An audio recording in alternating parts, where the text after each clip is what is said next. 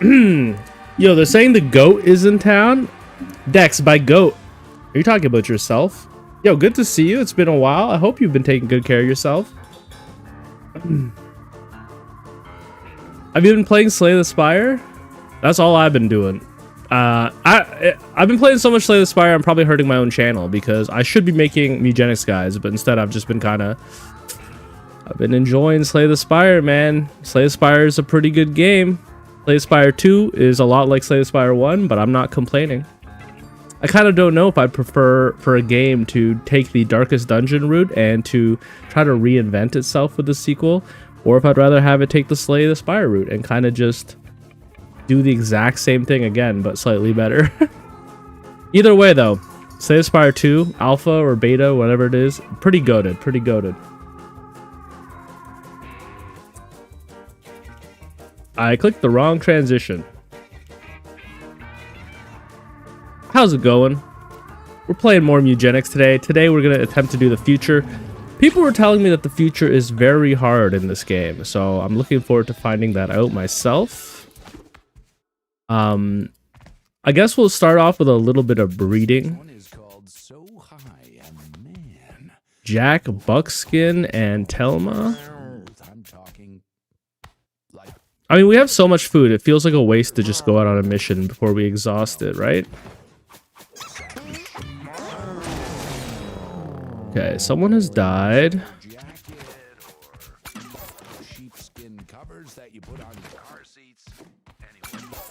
Also, letting my cats fight before a mission is probably a good idea as well. So we probably do want to run. What the hell? She's an icon, she's a legend, and she is the moment. How the hell did you guys make such an iconic cat? Yo, Tony Pajamas, how am I doing today? I'm doing pretty good. The weather in my city is crazy right now. We went from being in the minuses, like -5, to like, what is the weather today? Let me check the weather forecast real quick. I feel like it's like 15 degrees Celsius today. In my city. Yo, which country am I from? I'm Canadian. I am Canadian. I am from a little city called Toronto, Canada. Yeah, it's unbelievable. Yeah, it's 13 degrees and sunny, which is crazy. It should be like the middle of winter. Well, I guess we're close to spring, but it still seems pretty hot. All right, Link is a once-in-a-generational birth. Bandito, you have Tourette's syndrome? Yeah, it's just a little city called Toronto. It might be the biggest city in Canada, but it's not really a big city when you compare it to the rest of the world, I'm sure. If you compare it to New York City. Yo, where's everybody who's watching from? Yo, Ashley, so glad to see you. I got a notification. Wait, are you not normally getting notifications? Oh, you're on Long Island. Yo, we got some New Yorkers. Is Long Island New York? By the way. I mean, on the real, I've been in a depressive episode, but it's like, it's not a depressive episode that's gonna rock my life. It's just like, it's just a, wait a sec. Why do I have a triangle and a square? Okay, triangle is from old generation. It's not like the type of depressive episode to take me out. It's just like the type of depressive episode where I have a hard time being productive. And honestly, life's not really about being productive, so I'm not sweating it too much. Alright, female and question mark. Please make my next generation of studs.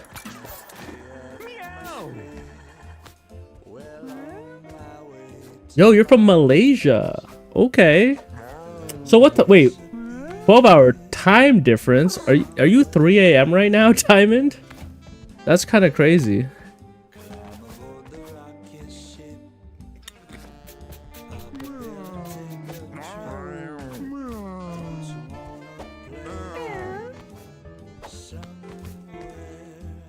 Okay, Dex says all the boroughs and Long Island.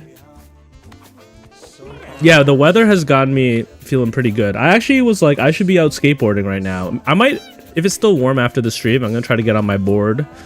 I'm a little bit old for skateboarding. Like I have like a reoccurring knee injury, but I also feel like I'm gonna ride that shit until I die.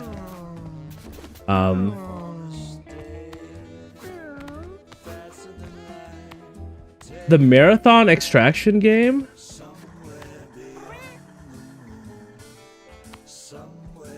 Sahur. What's the marathon extraction game? Also, sorry, I should be giving you to Butch. I should be just going through the days. What's the marathon extraction game? I love an extraction shooter. Marathon extraction shooter.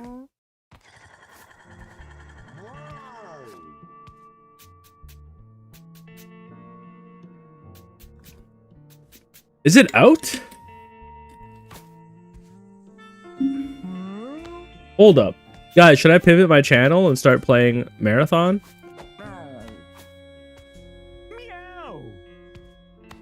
Damn, it looks kind of nice. it reminds me a little bit of Apex Legends aesthetically, maybe.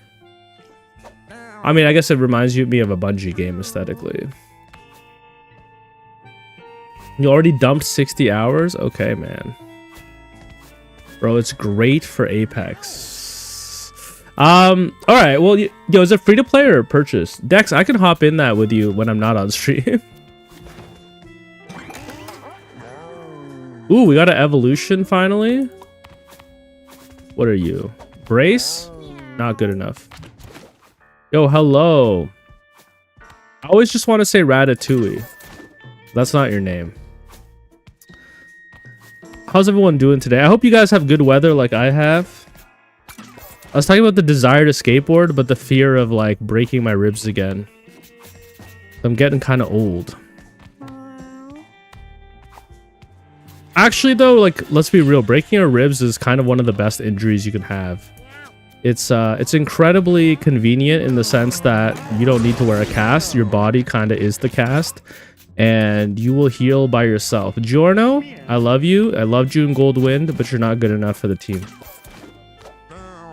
I can call you Ratatouille, that's fine. Okay. You know, you're making my life a lot easier. Thank you. Whoa, you are freaky. Hacky. I don't even know what that means, man. I've never seen that word in my life. That's a new word.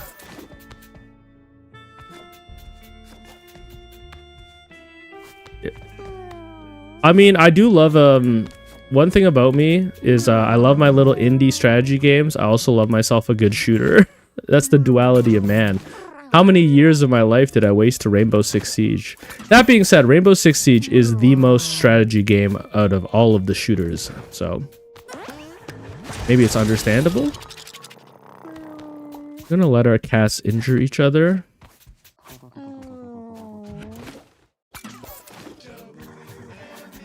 Let them get nice and strong before the next mission. Yo. A high libido stud? It's pretty lucky.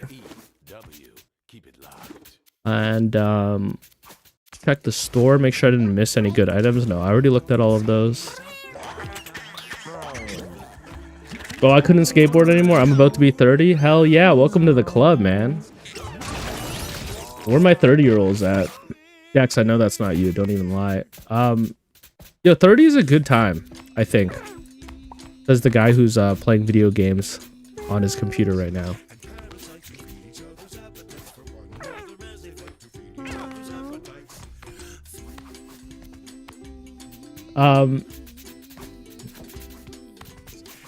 Yeah, snowboarding. I've never snowboarded. I grew up skateboarding and I grew up skiing a little bit. I had a family friend who would take me skiing.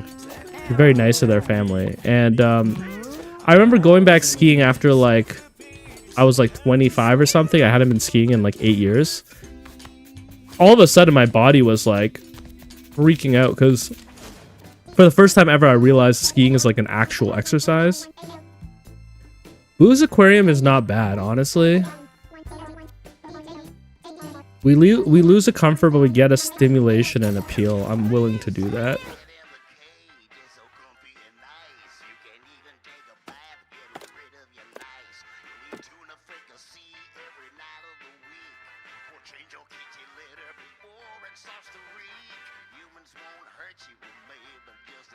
Hmm.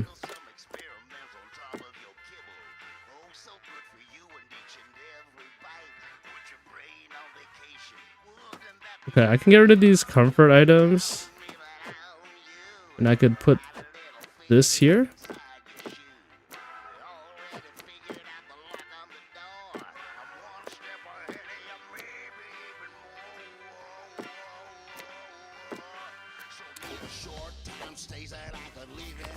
All right, all right.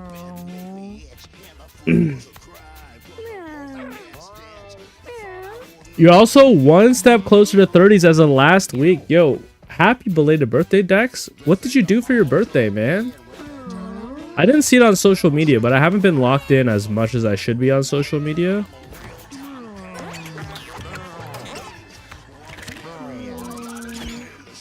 You have 180 appeal and 90 stimulation in Attic. Yo, Ratatouille, be honest. Did you use console commands or did you earn it through hard work and labor? No shame either way. Just curious. If you actually did that organically, that's crazy. That's where I should be right now. Except I've been getting distracted playing Slay the Spire. What's up? Been watching for a bit. Found you through your breeding guide and fuck with the energy, man. Happy I could make it to a stream. Yo, D-Gen City game. Hello, hello. What is D-Gen City, by the way?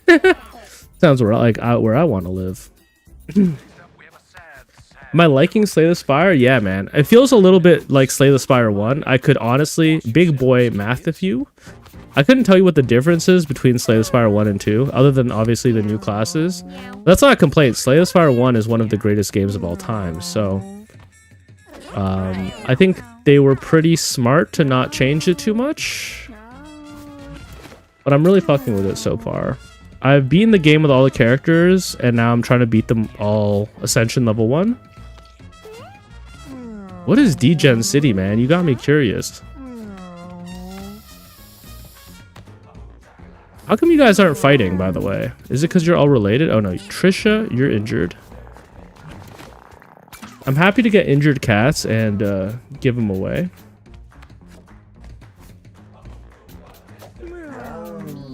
I only got RE Requiem, Pragmata, and Romeo's the Dead Man on my to-be played list. I mean, RE... What sucks is I bought RE9 and I haven't even really gotten a chance to play it. Whoa! You've been working on an indie game? A browser text-based game? Hold up.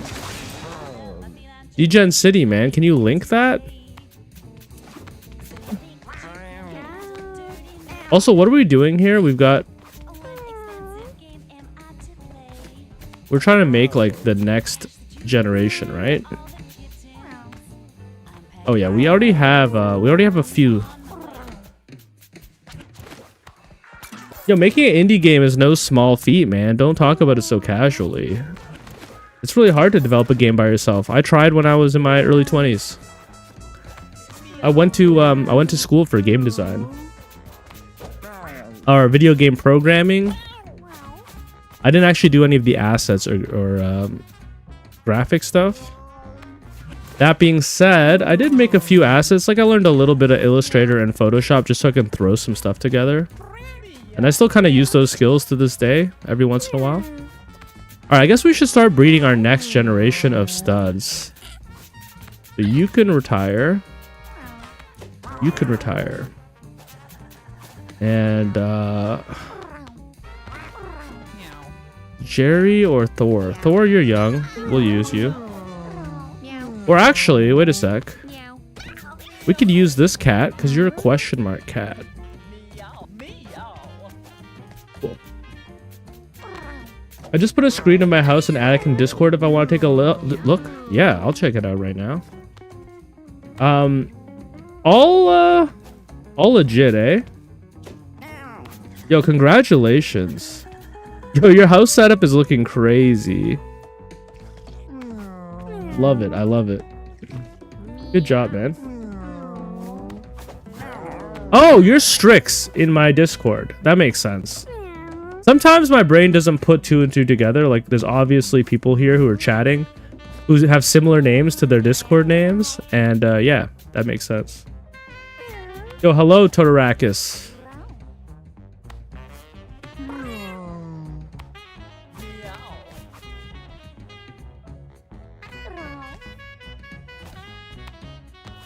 You grew up making little crap games. I mean, dude, don't don't discredit yourself, man. It's very cool to have enough passion to learn programming by yourself and to make little games. That's no small feat, you know? I feel like as a creative, as an artist, you can spend your entire life putting yourself down and like basically, you know, feeling as if the work you do is not that serious. I'll give you an example. I learned a little bit of sewing and I made some clothing, and I would always talk myself down. I'd be like, oh, I'm not really into fashion design. I'm not really a designer. You know, it's very easy to think of yourself that way, especially when you're doing it as a hobby. The truth of the matter is, man, most people never do anything like in their life. Most people never pursue a passion. Most people don't create things. Most people don't create art. So don't discount yourself if you make things, man. You should be proud of yourself. To make anything at all really is special. DGen City, you're on YouTube. I think the link for the Discord should be in the YouTube video description. Let me know if it's not there. But did I change my stream schedule? No, I've been doing 3 to 6. I've been doing 3 to 6. Why does it say something different on Twitch? Oh, wait a sec. We just had a time change. Hello, Ruben. We just had all the clocks changed. So maybe it did change for other people. We just had I don't know if where you live your time changes twice a year. That might be what happened.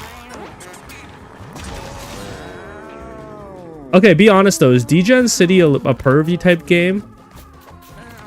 We sprung forward, exactly. I have no problems with it being a pervy type game. I'm a little bit of a degen myself, man. I'm a little bit of a degen myself. When I was in gamer school, I was like convinced I was gonna make like, I was gonna try to take the genre of like adult game, like hentai games, and I was gonna try to make them into a more what's the word? A higher class, higher quality item. I was like, what if somebody took this genre and made like real art with it? I don't know. That's like maybe the most like male thought of all time. And I made a board game. I made a board game that was the whole theme of the board game was vor. I don't know if I can say that on YouTube, but I don't think YouTube will know what vor is. So I made like a vor themed board game called Yummy Humans, where you play as like giantess women who are having a eating contest where you're all eating men. But I never got to publish the game. I made it. I got some assets made from it. I hired like a artist to make some hentai for the game. It wasn't supposed to be like a pornographic game. It was supposed to be a game with pornographic themes. But no, I have never actually published a game.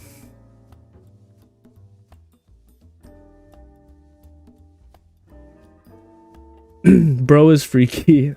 No, I'm not even freaky, man. I'm just a connoisseur. Special generations that are around 40 to 60 year old now, I feel like their lives are work driven, never have passions. Oh yeah, we're talking shit about the boomers. Look, they grew up in a different time. They didn't have the same opportunities many of us had. That being said, I feel like a lot of us grew up in a golden era of history, and I feel like things are about to get a little crazy. Not to get too political, but I feel like we're about to exit that golden era. I don't know if you ever played Civ, the Civ games, but usually after a golden era is a not so golden era, and I feel like that's what's about to happen. Wow, look at this guy. 13 luck, 9 speed, dart. I mean, this has to be a thief, right? I couldn't think of anything other than a thief for this guy.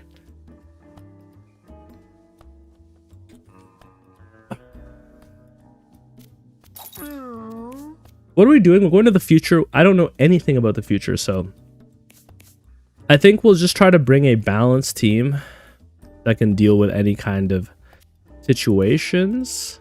We got thief. Maybe I'll bring butcher.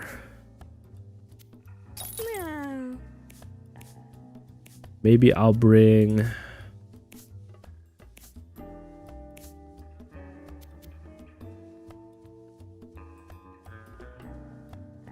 Honestly, I feel like in the labs, ranged has been quite valuable. It is possible to go into hobbies right now, but for some reason they don't. Yeah, I just think it's like a paradigm thing. Like in the sense that like, I think a lot of people of that older generation, there was a lot of opportunity. At least I'm speaking about North American adults. I don't know what it's like in other parts of the world, but in at least where I lived, a lot of working class people for like the first time in history saw an opportunity to have some vertical mobility in their life and to be like a homeowner, right? Like my dad just worked like a very low level government job, and my mother worked at a Tim Hortons, which is kind of like a Starbucks, or like it's like a Coffee Time, or it's like a Dunkin' Donuts. You know what I mean? Like she just worked as a minimum wage worker. She's a Japanese immigrant. She doesn't speak any English, so she just worked like a shit job. My dad worked a pretty shit job, but it was probably like, it's like a better than minimum wage. And those two people were able to buy a house, which is crazy. It's crazy. Think about like all of human history and how hard it is to get property if you're working class. So I feel like that generation, they were so like locked in on just trying to secure the future because they had like all this opportunity in front of them that they didn't really work on themselves or work on their hobbies or passions. They were just kind of like, I have an opportunity to get the bread. We're going to get the bread for like my family. So I feel like there was that desire to come up in the world was at great cost to their personal freedom and personal development. Strong men create good times create weak men create bad times. Yeah, I don't know if I 100% agree with that narrative, but I just mean that like we saw so much prosperity in North America because, well, basically North Americans stole a lot of resources from the rest of the world and then used that resources to create a very prosperous society. But then the rest of the world was like, hey, we're going to nationalize our resources. We don't want to give them to you for so cheap anymore. And then North America was like, well, we're running out of prosperity. So what if we create a debt economy? And then the debt economy kind of crashed. And now a lot of people are like, hey, where's my prosperity? I was promised this. But people are like, yeah, well, like the money stopped flowing in. So instead, we're going to turn you guys into the product and we're going to mine you. Anyways, bad times create good times for the 1%. Yeah, the 1% are booming right now, man. Bro, I was really born in the wrong class, man. I was meant to be rich, but I came out working class, and that's the root of all my suffering. I really was supposed to be rich. I have the arrogance and the swag to be a rich person, but instead I'm a working class person. I don't know what I'm talking about. I'm not even regrettable about that. I think I'm pretty happy with my lot in life, if I'm being honest. What are we doing here, by the way? Fighter, rogue, butcher, druid? Is that anything?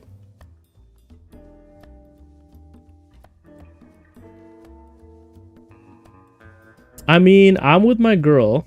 We are a bit higher than minimum wage, and we bought a house last year. We saved for 7 years, and we're having a baby this summer. Okay. Ratatouille. Congratulations. You know what? That's a lot to be happy about. That's a lot to be proud about. Good job, man. Good job of finding a way to make things work out.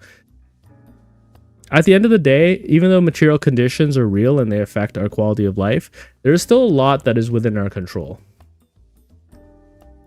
Maybe check my guide. No, this is fine. Here's what I'm thinking, okay?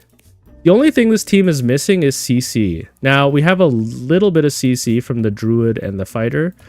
No CC from you. No CC from you. But we've got reach from the butcher and the rogue. We have sustain from the druid and the butcher. We have utility from the druid. I think it's a balanced team.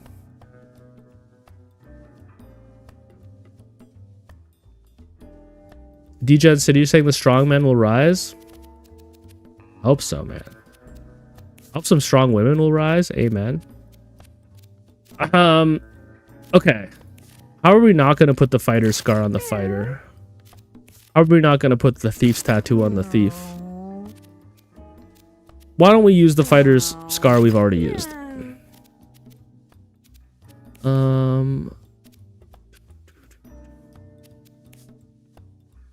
I wouldn't mind Soul Link. You got Poison Nail and you have Agile, +2 movement range, and I can move again if I didn't use it all. My weapon gains +1 damage for the rest of the battle, and Bowling Ball.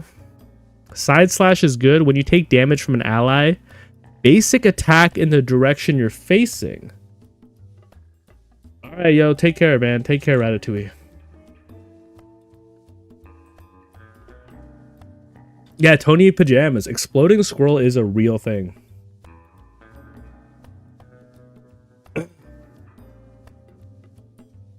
That's true. Yeah, you were just using the quote in the traditional sense. I understand.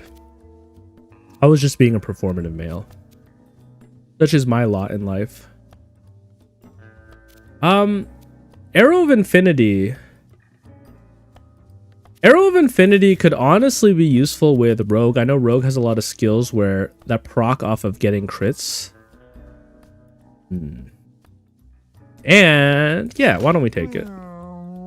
I don't really know what to expect in the future. I'm expecting it to be difficult.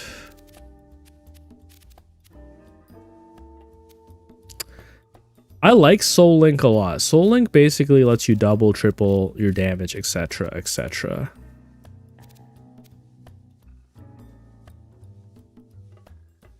I don't mind Crimson Mask on the fighter. If we had a way to proc hit me, that would be nice. When I take damage from an ally, is there a way I could easily... or maybe I want the bonus attack.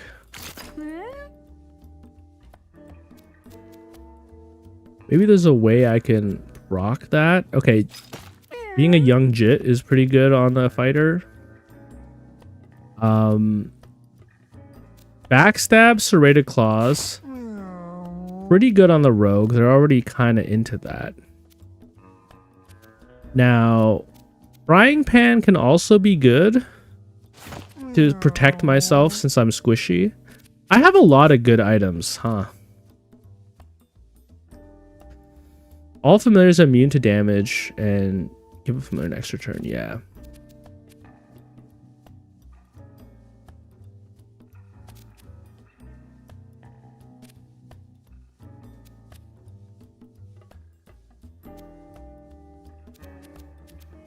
I kind of hate having this many items. It makes it like impossible for me to make decisions. Now some of these items are just flat out unusable, but I'm kind of like, do I just take Matchstick? Like, why wouldn't I? It's just 1 more damage a turn.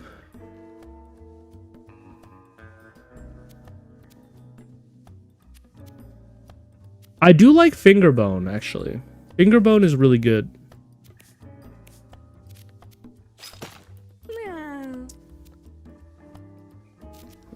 Skill Stone.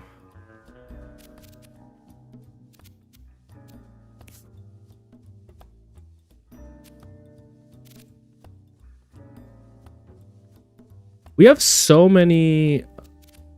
We don't have many hats. You know what? F it. This is good enough. I've got the Bowling Butcher. You know, I've never really taken advantage of the Bowling Butcher. We can try it this time. I always feel like... It never felt like a strong skill. I guess we'll find out. Roll the bowling ball. If it hits something, deal 10 damage in a large cone with knockback. I mean, that seems strong. Obviously, I don't want to use it now. Oh, yeah, Mega Mutant. He's real slow, but he can be a pain. All right.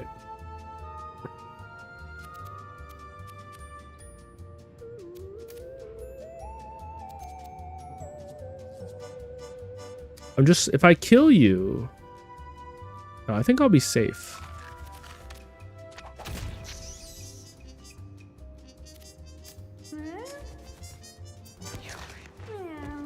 The The careful passive on your rogue might work well with the fighter passive if I roll it.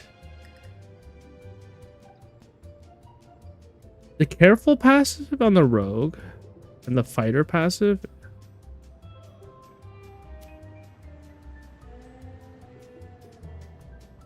Oh, like if I roll the bowling ball? I'm not sure I know what you mean. I'm sorry. I could buddy up to get closer. I still can't really get in there though.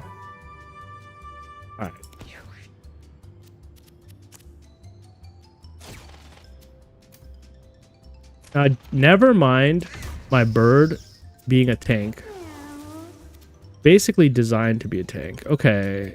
I am going to get ready to immobilize this guy.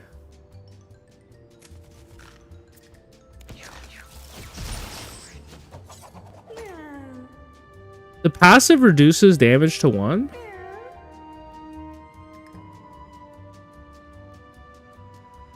Oh! Sorry, yeah, the fighter passive. I understand. Yeah.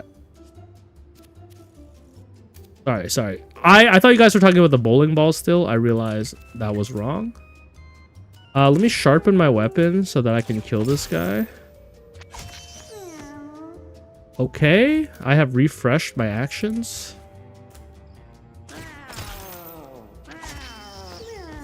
Okay, I have refreshed my actions. I put the fighter scar on the wrong character, but I'm not complaining.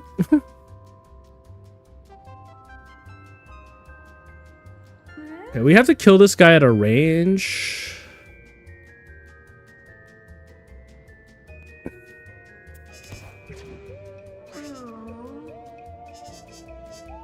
Yo, Dulia, amazing timing. Oh my goodness. How was the future, by the way? Should I be worried? Does this feel, do I feel strong enough with this build?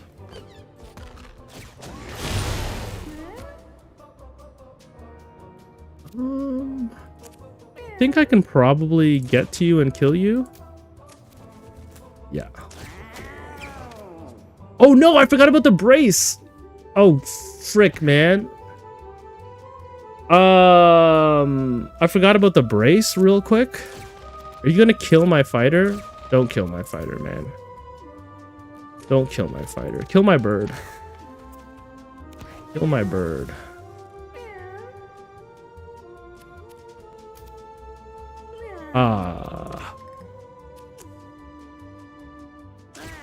No, okay. Here's what we can do. I don't know. I don't know,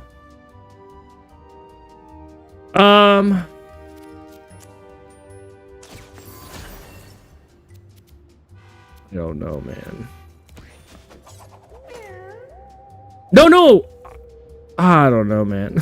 I think maybe if I go like here. That's 1 more damage. You're on fire and you're poisoned. Oh my god. That was scary. I got genuinely scared and I was like, am I gonna have to just like cancel this run? We just started.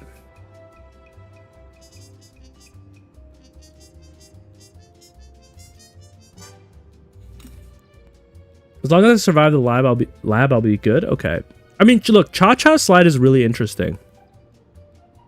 Cha-Cha Slide is really interesting. So, my familiars are immune to damage from tiles, knockback, thorns, and trample. Allies are immune to thorns during this effect. Move 3 tiles, plant flowers where you move. This is also okay. Give all allies armor is probably the best. I mean, it's sustain. I think it's okay. Cha-Cha Slide is fun, okay? Don't get me wrong. And I think if we were going to Ice Age, I would have been more interested in Cha-Cha Slide because you can like freeze enemies with it. I don't know what the future is like, so I don't... Oh my god, Bubble Boy Cha-Cha Slide would stop you from taking damage. and like basically kill everything. Oh my god, JavaScripter. I still haven't done Bubble Boy, so thank you for that tip. I'll probably use that, yeah. Melee attacker that immobilizes may dodge attacks unless attacked on the human side. Okay. And you guys have chaining dash attacks.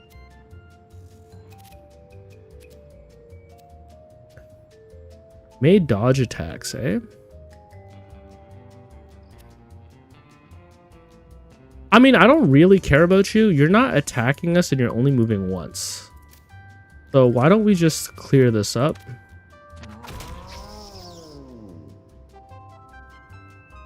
Yeah. I can often, I feel like when I'm doing an area for the first time, I can try to do too much, you know? I can like see this half human and be like, we need to remove it on turn 1. But we actually don't need to remove it on turn 1 because it's not a threat at all. That being said, I think we have a shot. Will it still dodge?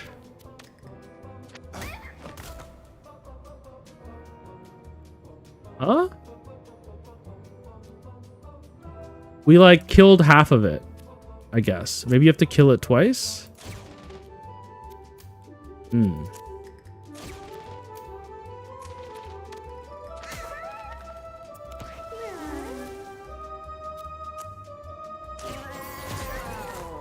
Yeah, maybe. Look, I'm not complaining.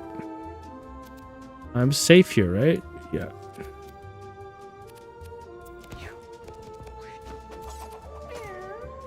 Alright, this guy's a little tanky. Maybe I want to kill these rats first.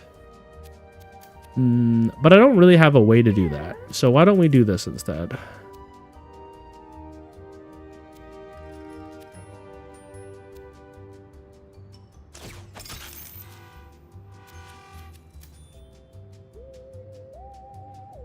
This will put us in harm's way. But I would like to attack it from the human side.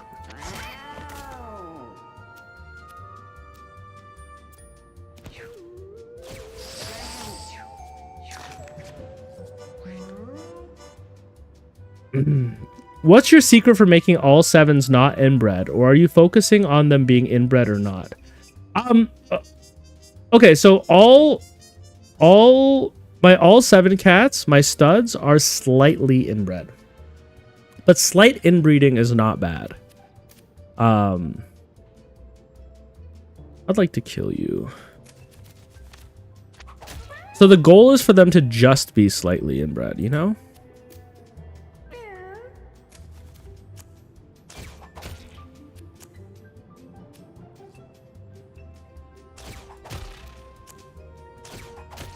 All right, good stuff. We're cleaning up. This movement skill on my fighter is actually turning out to be crazy. Yo, JavaScripter, thank you for the follow. By the way, JavaScript... Never mind, I'm dumb. I was about to say JavaScript was my first programming language. Java was my first programming language. JavaScript, I think I had to learn a little bit of in game design school. Because we did a little bit of like HTML5 as a course. But I kind of hated JavaScript, if I'm going to be honest. Let's try the bowling ball ability. That's kind of crazy, actually. That's kind of crazy.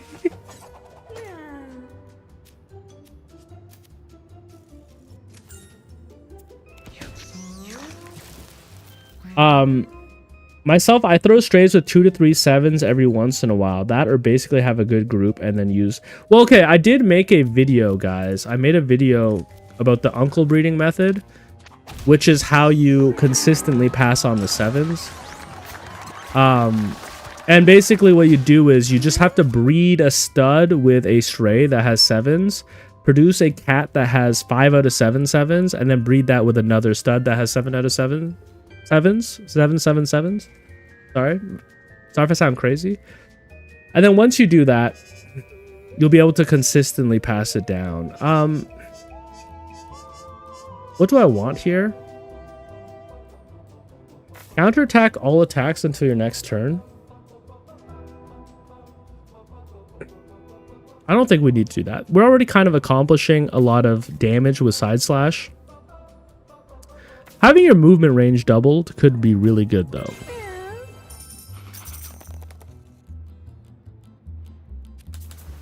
You have a healthy room to pump up high stat cats, but also a neutral one where you mix disorders. Ah, yeah, I'm kind of avoiding the disorders because I personally don't like them that much. This weapon gains +1 damage and +1 use when it gets a kill. Damage resets at the end of adventure. This is insanely broken. I guess we'll put it on my fighter. I mean, Jit is also really good. I don't know.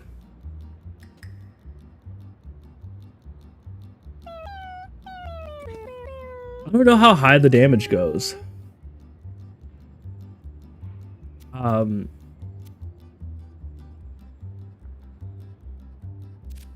You know what? Let's just save Gnarled Claw for now. I'm happy getting my Jit used. I don't know what these do. I think they give us random mutations. I know the blue one did last time. Alright, this one looks like it is as well. Claw can only be 13, but if you have a toolbox, there's a chance to make it grow. True. Sorry, you got a mutation? You got a mutation? You got a mutation? You got a mutation. Ah, man. -1 dex. +2 charisma. Not the worst thing in the world. Claw goes up to 13. Oh, we got the druid. Raven. I'm trying to remember what he does. Heals and buffs his crows. Enters squirrel form once his crows die. Is crow form dangerous? Oh, sorry, is squirrel form dangerous? Or would we prefer squirrel form?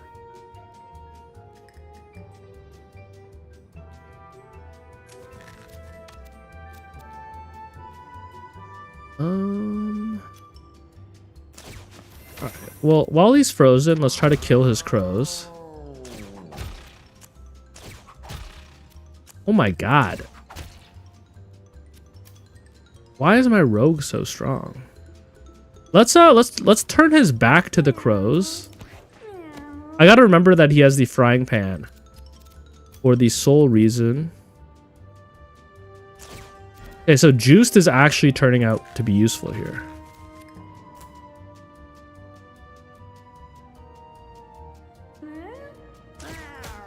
I can kill this crow with my druid's 1 damage that he does. This cold shoulder. There, you're dead.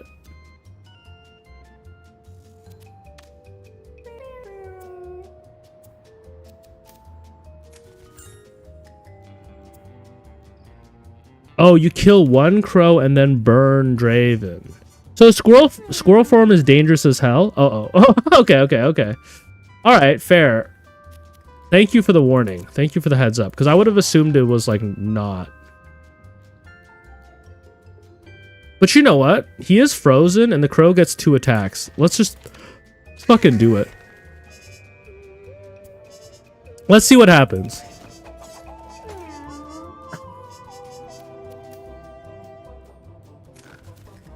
I want to know.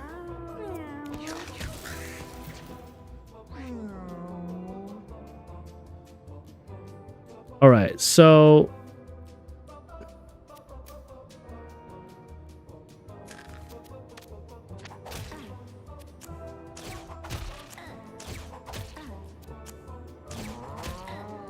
my rogue feels a little overpowered.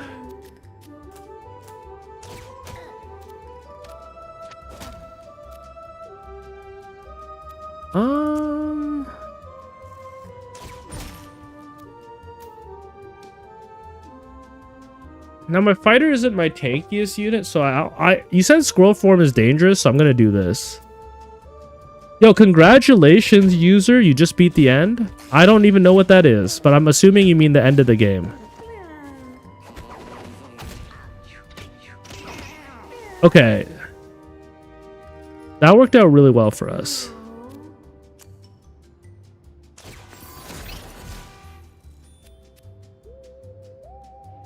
I guess the only person who needs healing is me.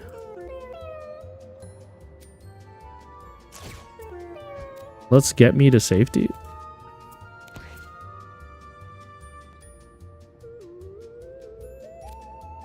And you're dead.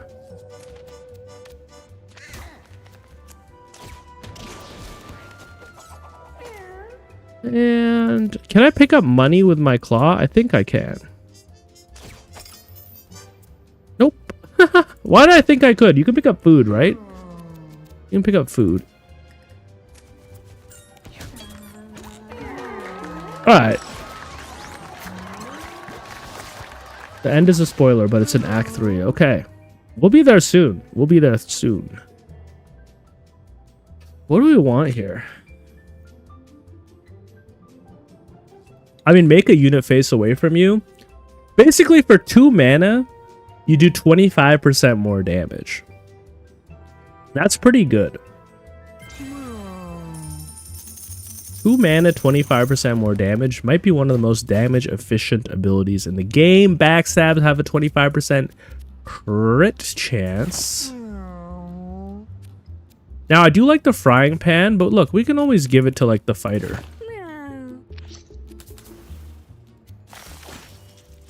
I think it's a passive from the butcher that lets you target tiles.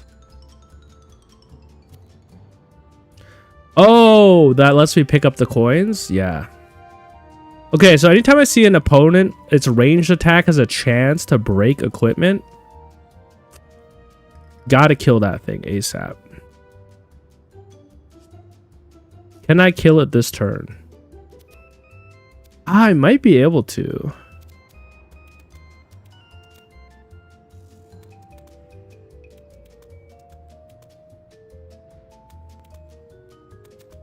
All right, let's try. I think it's worth popping my Arrow of Infinity here.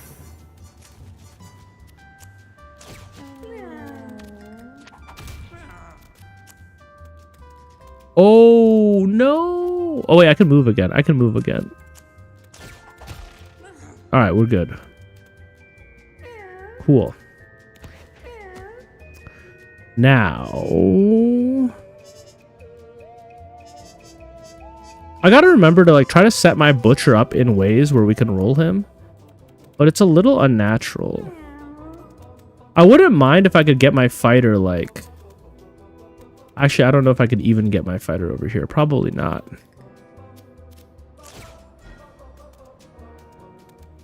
We could get this guy. That's probably worth it, right? Yeah, it's safe as well.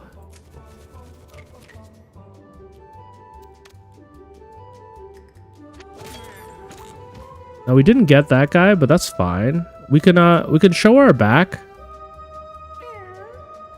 to him. This guy doesn't destroy our armor, but if we leave him long enough, he will spawn extra units.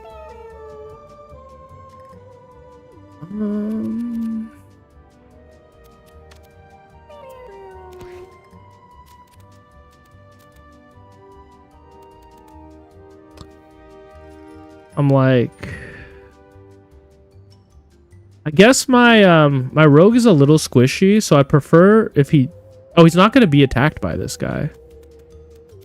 I'm just trying to decide target priority. I mean, target priority is maybe to start working on these guys. I'm going to get a whole extra turn.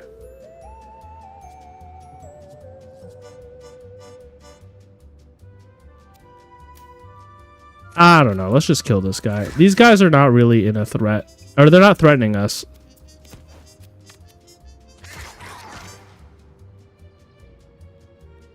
They're not threatening us for a while. Would I? No, okay. I was thinking I wouldn't be able to bowl him because he just hit this rock, right? And I was like, that's not good.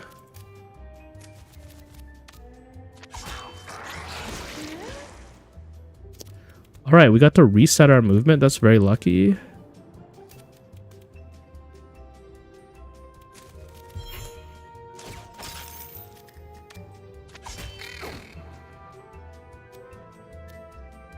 Why not? Now, this guy we do have to be worried about. Can we get him this turn? Between the fighter and the rogue, it's... I don't know. We're not in his range. We shouldn't... Oh, no, but he has 2 turns. He has 2 turns. But I think it'd be too hard.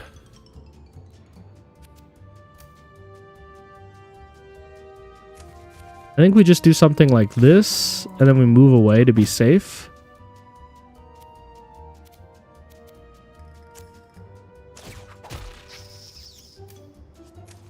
I don't want my equipment broken. He...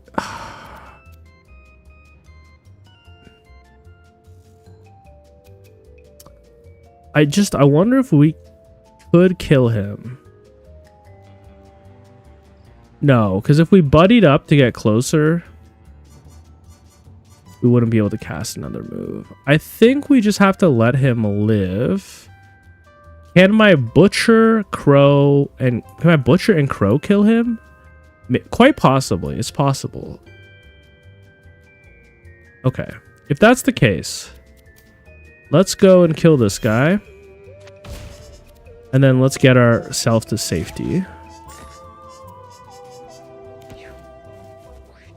Okay.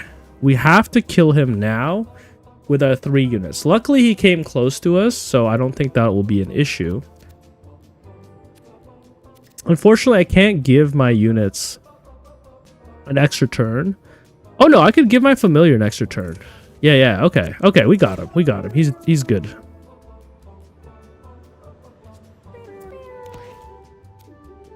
Yeah, he's as dead as you can be.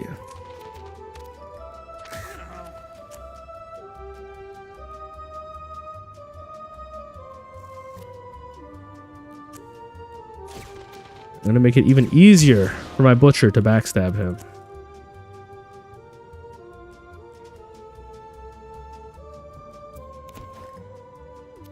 I lied. I'm gonna make it easier for myself to backstab him.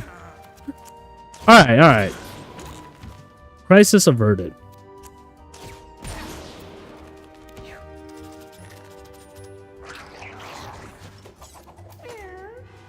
We should probably kill this guy, or he'll summon something next turn. This guy's gonna attack my crow.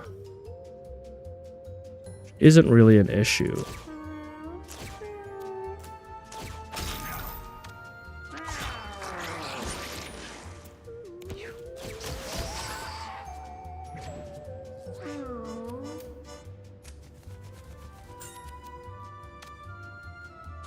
A familiar extra turn is busted on the Moon Man boss. I have some catnip and gave my crow 7 turns.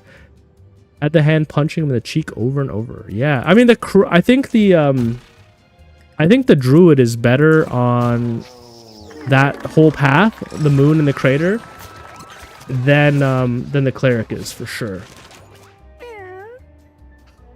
I've always wanted the purge and binge combo. You know what I'm talking about? Where it's like purge gives you movement and loses a constitution, but binge gives you constitution and I think damage up, maybe? And if you loop them back and forth, you just get like stronger and stronger.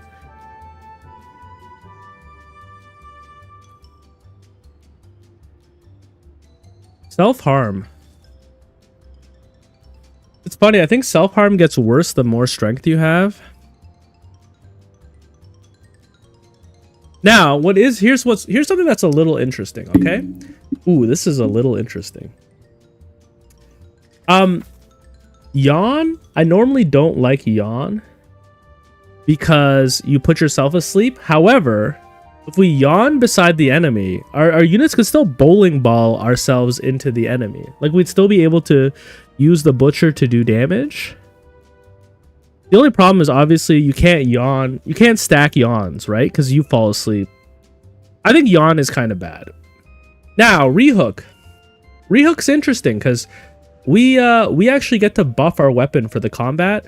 Rehook basically means that sharpen is more valuable because every time we sharpen, it's like an extra opportunity to do damage with our hook. So it's kind of weird. It's not normally what I think of for the butcher, but we could kind of do like a butcher weapon build here. Is it super efficient? No, it would require a lot of mana to really get off the ground. You'd want to be able to like sharpen twice a turn, maybe.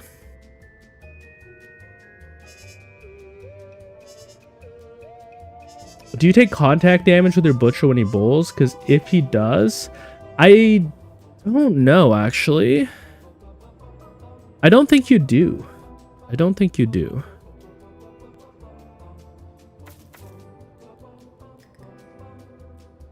And then I could always take Purge and hope I find Binge. But I don't know. That's a little too risky. I would only really take a Purge or Binge if it was one of my starting abilities and I found the other one. Let's just take Rehook. We'll go Rehook Sharpen. It's kind of it's probably not Butcher's highest damage potential, but it's interesting. It's interesting enough for me to want to try it.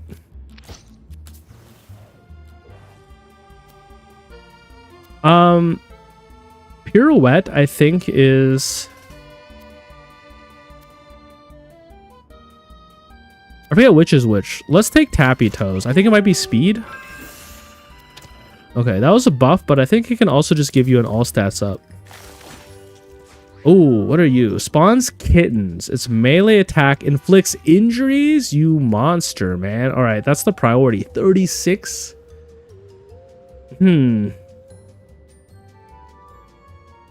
Okay. I don't understand his attack range. Guys, what is this attack range? Yeah, no, I feel like Act 3 Part 1 really punishes teams that have too much melee. That's why I wanted to bring... I mean, I know the Butcher is melee, but I consider him a ranged unit.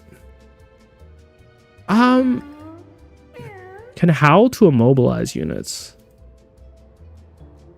Well, look, I can't kill him. I can't kill him with my Rogue alone. My Butcher's not going to be able to get an angle on him. Or my Fighter. No, my Fighter might be able to.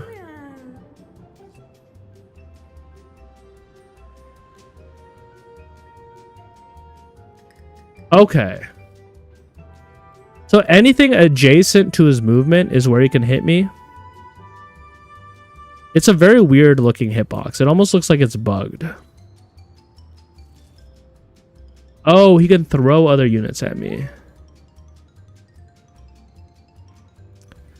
I think there's a chance that my Fighter and my Rogue can kill him this turn before he goes. It's a little risky. We're going to try it. The fact that we can hit him with backstabs with our Fighter, though.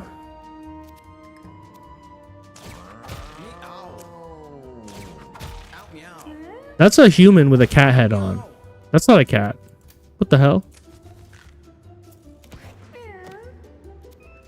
Because look, we can do this. Or I could buddy up. What's my movement? No, buddy up will accomplish it.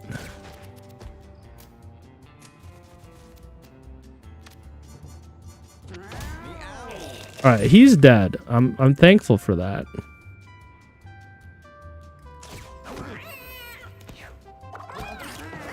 Yo! Now if he attacks me in the back... Oh wow, he's just attacking indiscriminately, huh?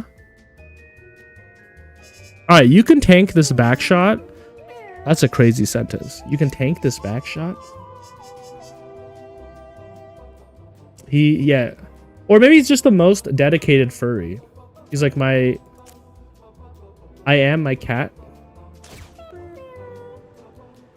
I wouldn't mind finger boning him, but I don't think we can do that.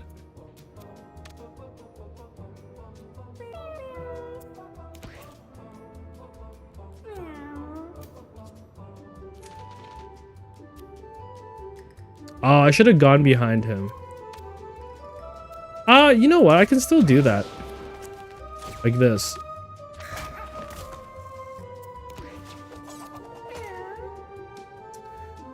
Alright. Let's try this.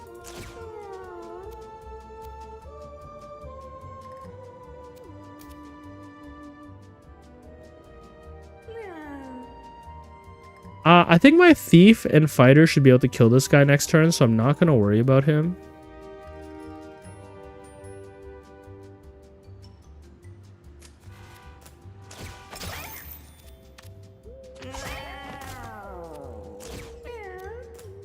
Take this.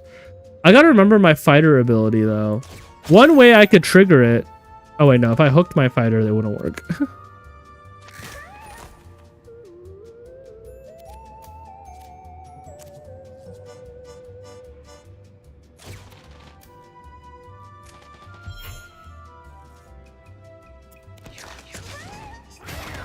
Whoa!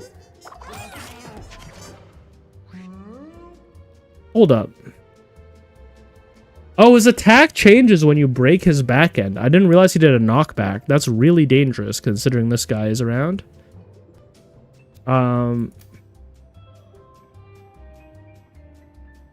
We are fine to kill this guy before he injures anyone. Meow. Alright, he's actually already dead.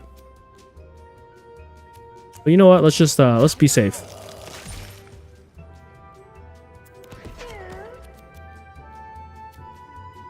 Now I'm immobilized. Interesting. I can't use buddy up when I'm immobilized. I guess that makes sense. I should have faced my back to him. That's a misplay. A little bit of a misplay.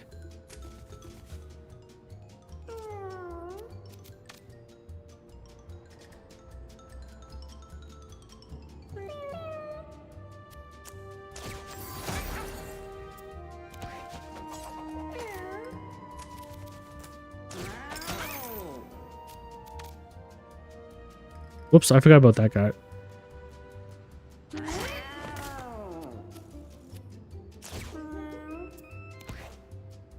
Ooh, I mean, I'm making this a little bit harder for myself. I don't think it's supposed to be this complicated. I forgot about this guy.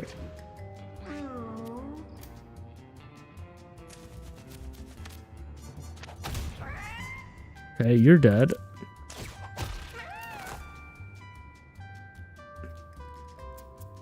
It's crazy how much more involved the labs are than any other like first zone area. Because this is like our second or third room and I'm already a little bit like stressed, but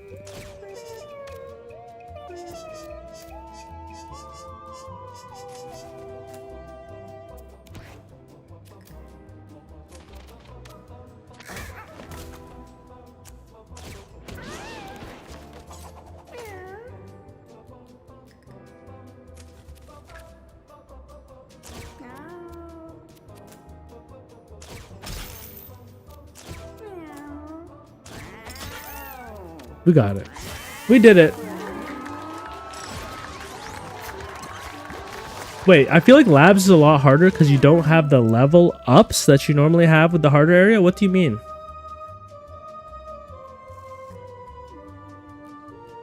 Is there one less level?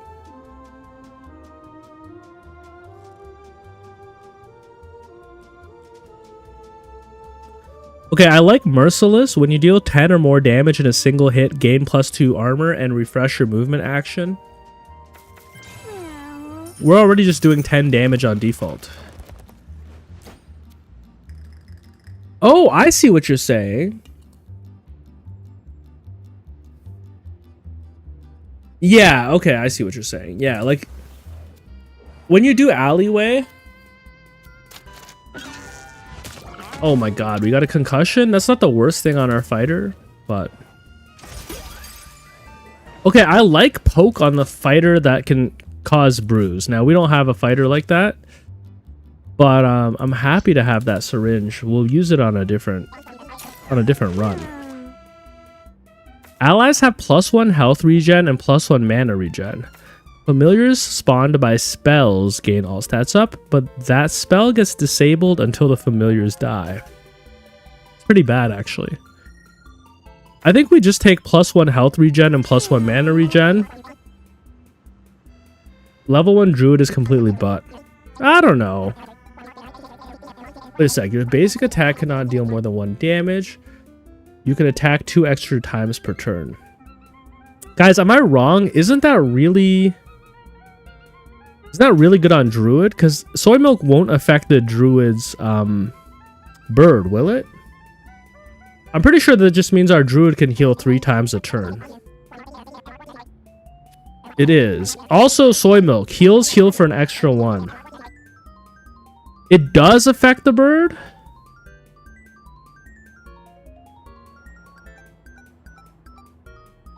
Are you sure? People have told me that items don't affect the bird. But you're saying Soy Milk does? Oh my god. Thank you guys. Thank you for confirming, or I would have bought it. So Soy Milk is like really good if you're trying to build a very specific synergy, or if you are running, I guess the Psychic with Soy Milk would be decent. I mean, look, I'll take the Nurse Necklace on my Druid. My Druid doesn't really have gear right now. Oh no, Freezing Baby. Okay, I'm stupid. I should have realized. Also, I already had this. Guys, what's going on in my brain? I already had Nurse's Necklace.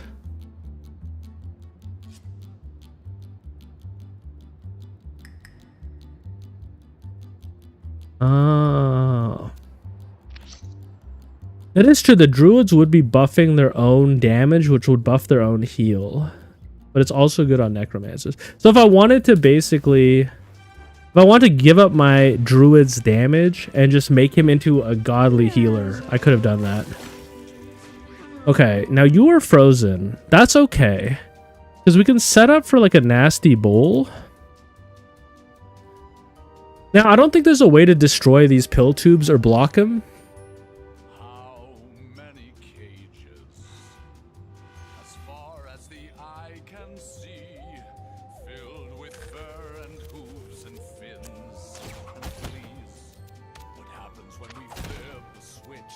I should be saving my mana now that I think of it.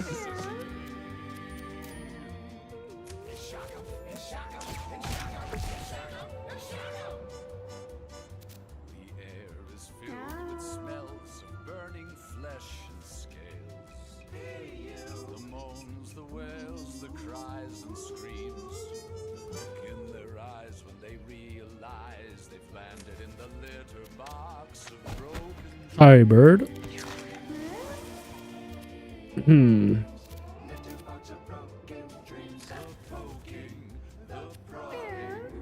Giving my bird an extra turn right now is not really helpful. We'll just save the mana.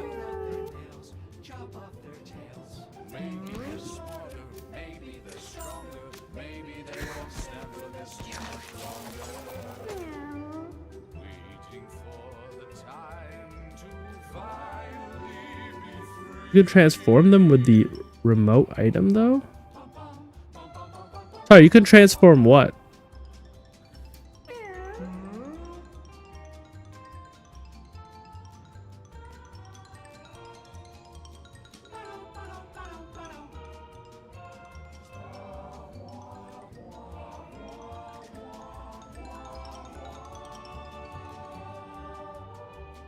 Oh, Soul Link and Soy would be crazy. There's a remote that turns the target into another random enemy from the area. Oh yeah, okay, I see what you're saying. You're talking about something else. For a second, I thought you were talking about something going on in this room right now.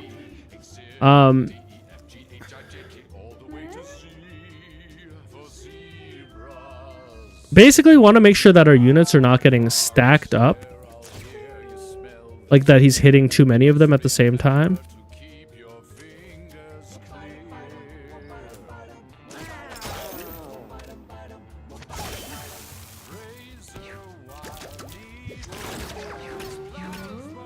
And we don't want him to get the lava pill. The lava pill is a fucking game ender for us.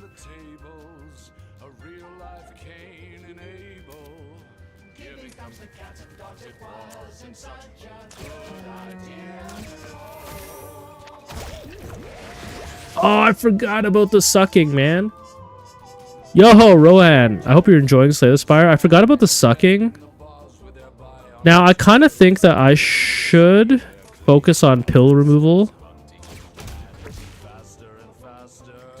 Then I could Yo, Rohan, I can't believe it's been 3 months. 3 whole months, man. Thank you, thank you.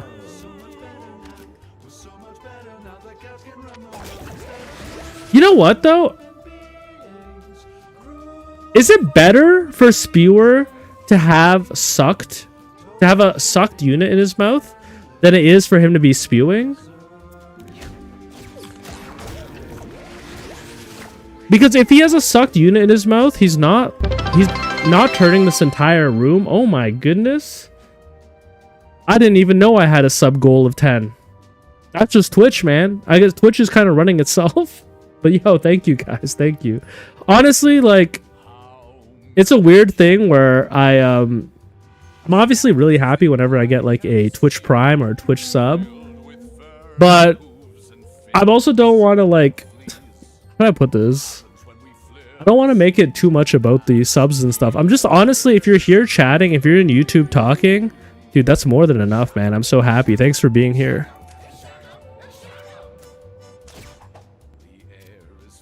Thank you for being here.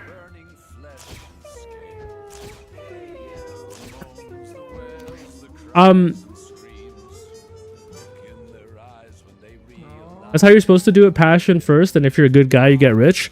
Yeah, I mean, like, I think I half believe that. I also know many good people who never become rich because, you know, we don't necessarily live in a world where things work out that way. But the goal is not to be rich, honestly. Truthfully, if I could just make like I mean, I'm about to say a high number, but if I could make a livable income one day, like in a year from now, in 2 years from now, if I could make a livable income doing this, man, that'd be good enough. I literally don't. I have everything I need in my life. The only thing I don't have is a career that I enjoy. I mean, and actually that's not even true because I love being a barista. But that being said, it'd be cool to do something like around one of my passions, like playing games. Okay, this is a bad turn for my butcher, huh? I almost wonder if I drag my bird and then try to walk in front of him like this. Not a terrible idea.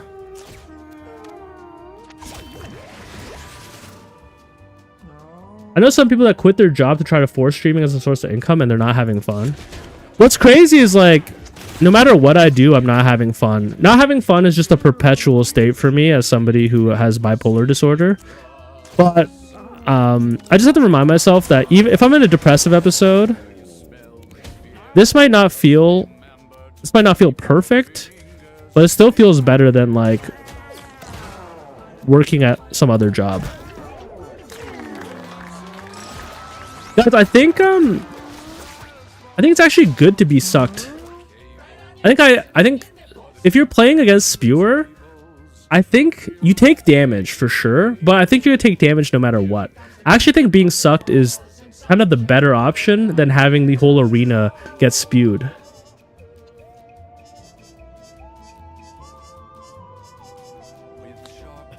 But yeah, Kenny, it's a tough rope to cross, you know what I mean? Finding the right balance between making this fun and making this livable. You at least focus the damage on 1 or 2 targets instead of a big AoE. It also seems like he doesn't care about the pills when he's sucked. Yeah, I am going for the future. This will be my first future run. Your critical hits spawn a coin.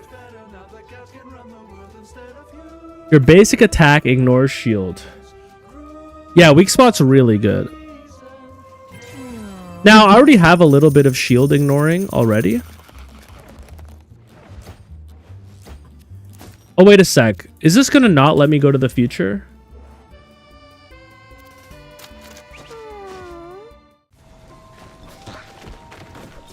Because when I tried to go to the past, I remembered I had to go get this heart. Oh no, we're in the future. Also, I think I have a... Oh shit, the future is German? What the hell? Also, face brand is awesome to just get as a pickup. Do we get a mutation? +2 constitution, -1 intelligence. Not terrible. Was the future German? Oh my god, the future is Nazi robots. Guys, the game is woke. Slot machine, attack to play. Is that an enemy or just a environmental thing? We got Fernschenbots. Its commands restrict the actions of its enemies. We've got the Groper bot. Its suplex attacks can stun or immobilize. Prime's airstrike. We got the Shoots bot. Ranged attacker with limited ammo. Okay, this is like the boss from the desert. Shoots at enemies that damages its allies. Expends the rest of its ammo and reloads at the end of its turn. So you do want it to expend its ammo. Ubercat has a leap attack that deals knockback and reflects projectiles.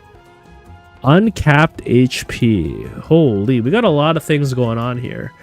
Okay, reflects projectiles means we can't really deal with this with our rogue.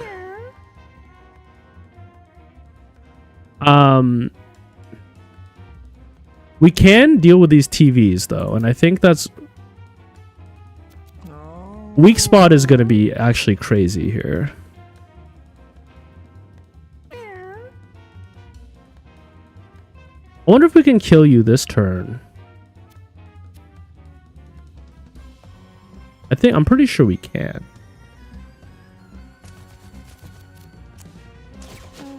And I'm pretty sure we'll be protected from the bullets. Oh my goodness. No, we're gonna get a shot here.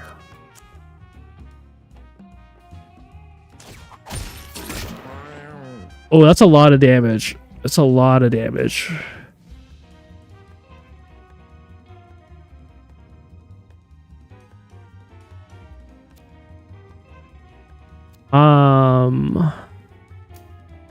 Let's get some cover with the slot machines.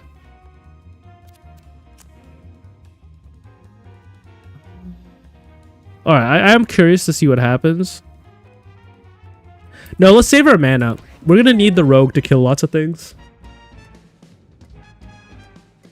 It's not difficult, it just makes you think. Yo, Visky, hello, hello. Yo, any tips? This is my first time in the future, by the way. We need my fighter to kill these guys. I think though my fighter will also be covered from bullets.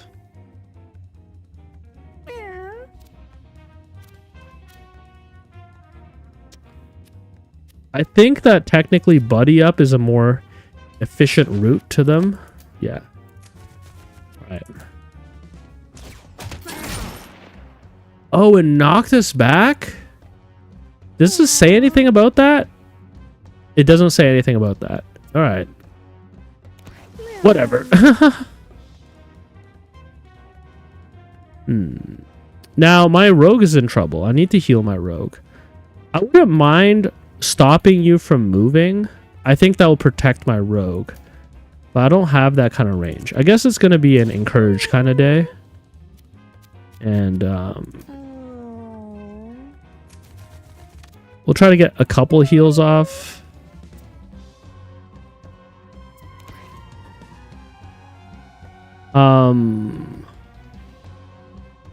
Restrict the actions of enemies. That's a little scary. I think the shoot spot is just going to reload on its turn. I'm not worried about the shoot spot. I'm not really worried about these guys. I might want to kill this since I don't know what restricts actions of your teammates means. He's out of bullets, so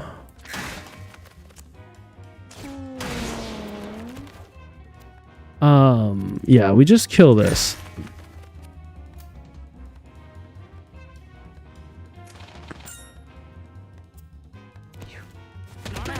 Oh my god!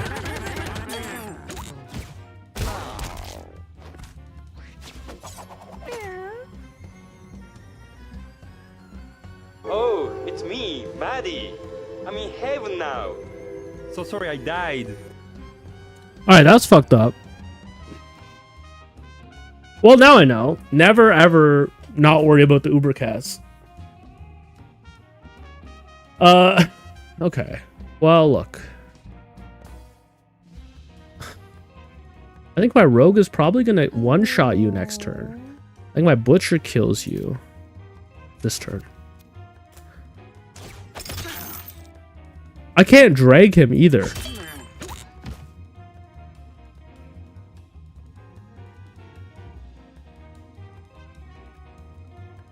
Ah, with Psychic, you can position them to do all this chaotic stuff. That is true. What happens if I do this? No, now I can drag him. Okay. There's some food here. I almost want my rogue to get it. But my rogue is going to kind of be...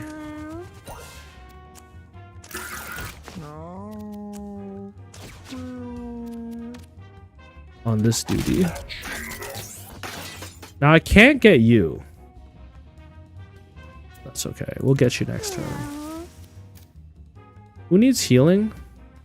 I mean, first and foremost, my rogue.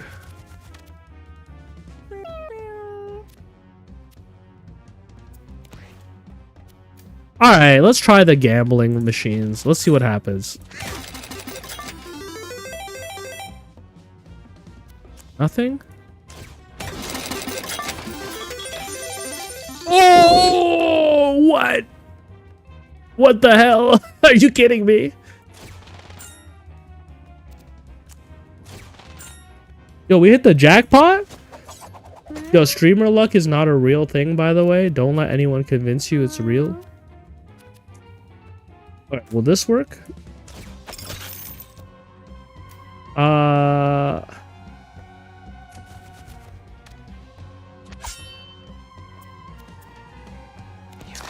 Yo, we hit the damn jackpot. I almost don't want to kill you, man. I would like to pick up this money. If I don't kill you, though, I'm gonna be in trouble. I'm gonna be in trouble.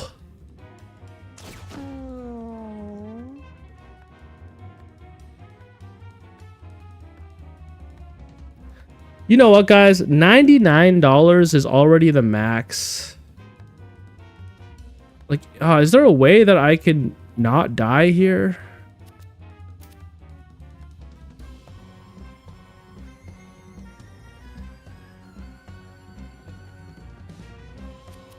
What if I poison you?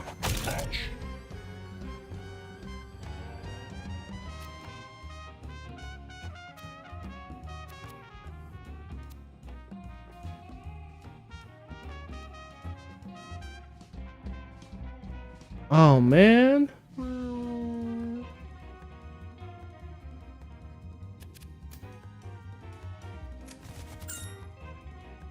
That is true.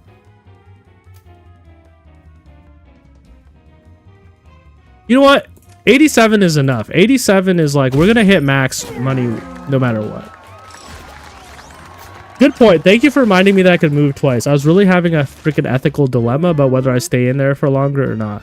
When I ate food, gain strength, and you have trample, and trample damage you deal has cleave. They're both good. I do like the idea of scaling my strength while healing. Especially against the boss. I feel like this is good. I have trample, and trample damage deals cleave. I mean, that's also really good. Ideally, you'd have like both of these, right? But I think I'm going to take fresh meat. Wow. Now, you are going to need to heal. You also need to heal. Wait, how much is the turkey? 15?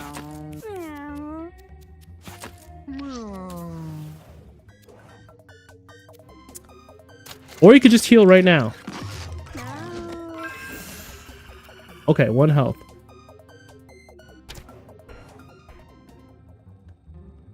I will say this about the money cap. I think it's important because some combos you could generate way too much money on a run.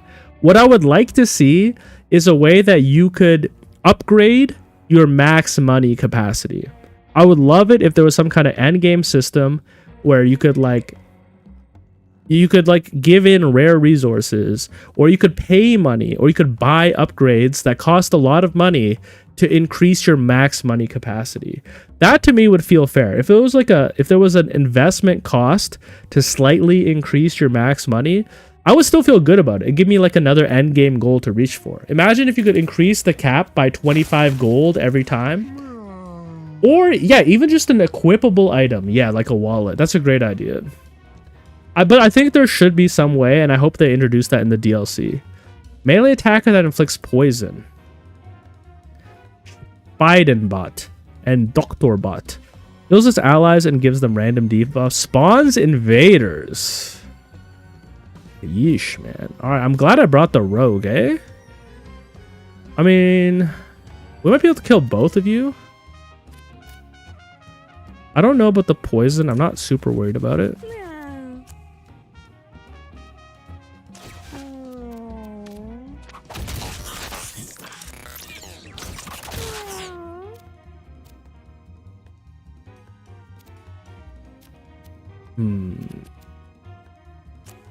It's the brace. The brace is killing me. Well, look, we'll turn you away.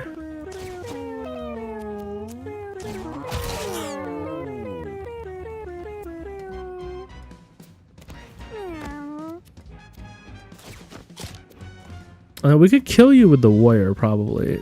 Should I worry about these poison robots? Or should I worry about this television? Yeah, I should worry about the television.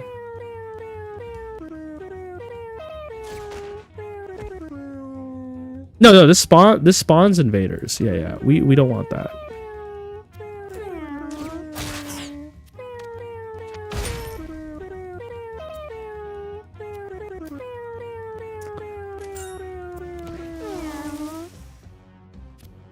Now, giving my bird an extra turn is going to be pretty useful.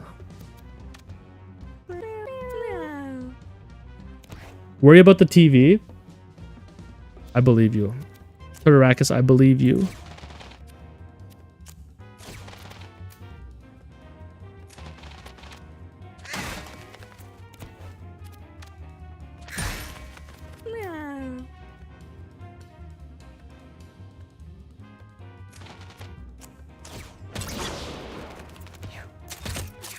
Okay, one poison is not much.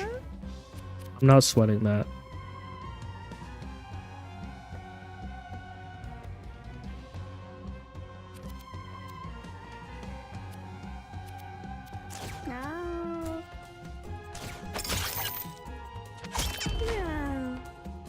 I guess... Oh no, it did spawn some meat. Now we have a little bit more strength. Alright, we're chilling. Oh, you blow up when you die. Alright, fair. You will hit our fighter. I think we'll heal it. We'll be fine.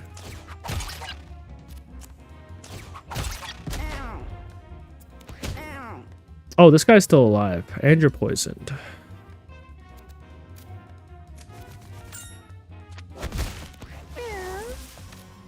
Here you go.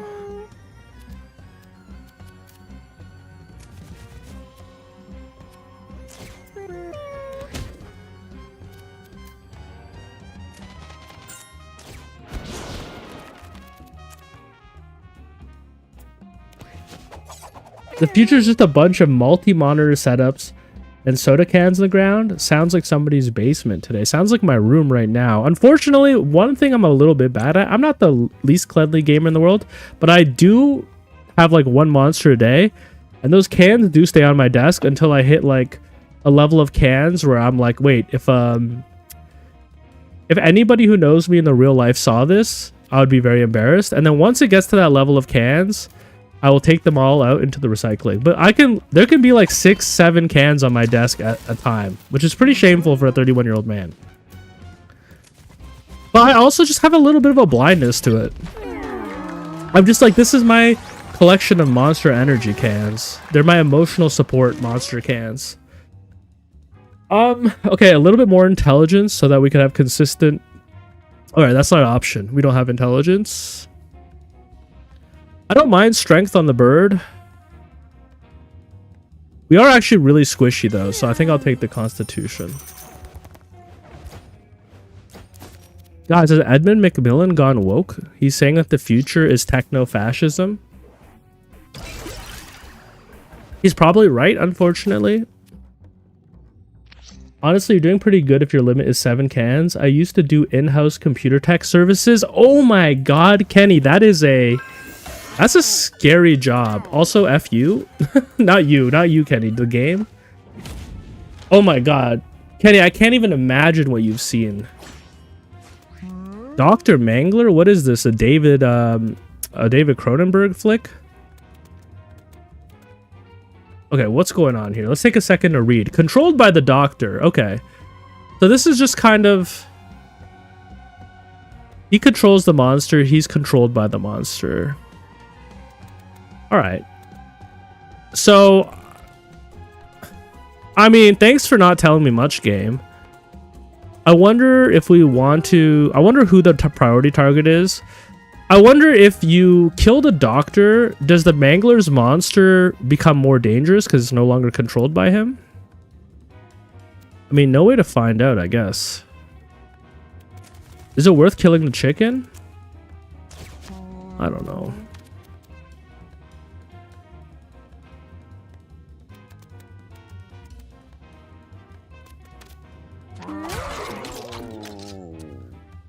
Wait a sec. He just almost dropped his remote. Is there a chance he drops his remote? Oh, no. It's switching every time. Okay, wait a sec. So now I can get him. The monster is going to attack the Doctor? Oh, but then once it does so, this whole line is going to be in danger. So I should think about that. Like, maybe think about rotating my squad? Oh, wait a sec. He does that little thing before it even attacks. Okay. Yeah. So, there's a chance that maybe it swaps no matter what before he attacks? I don't know.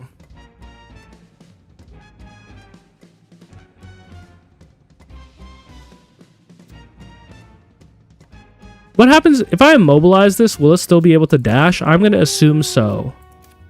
I'm not going to waste my time on that.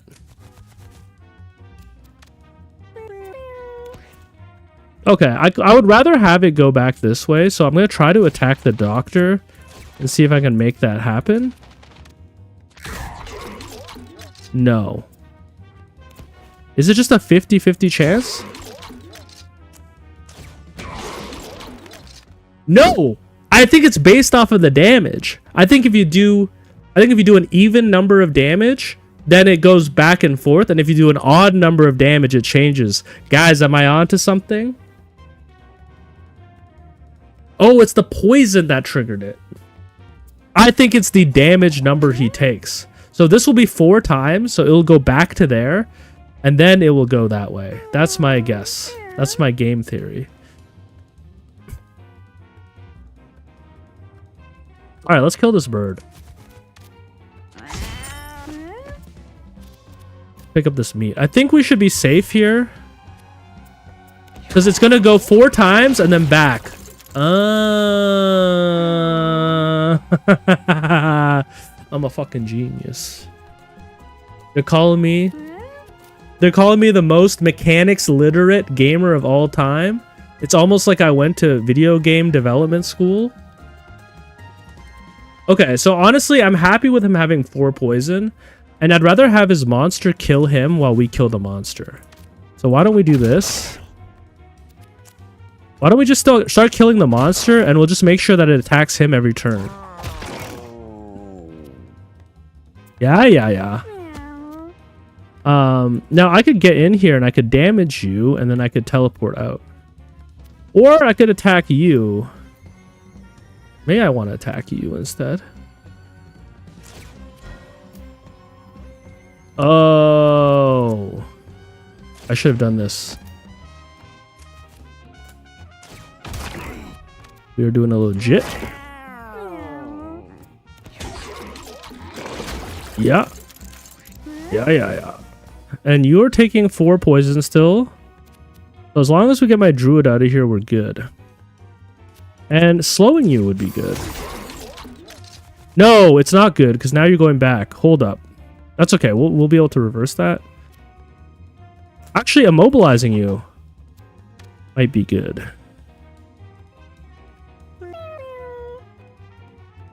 You think I was lucky?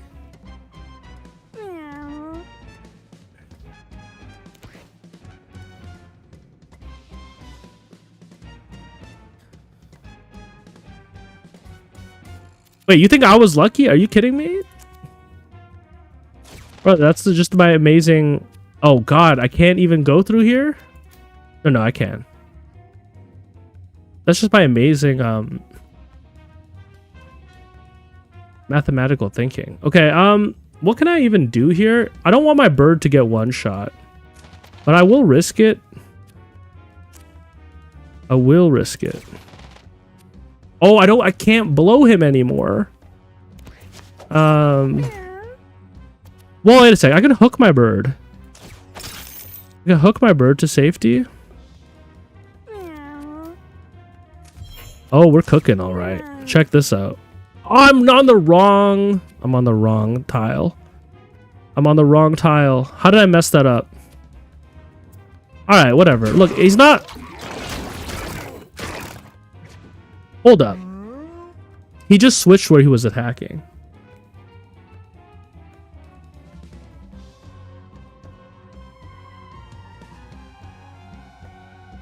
That was 4 poison still. You're right. You're right.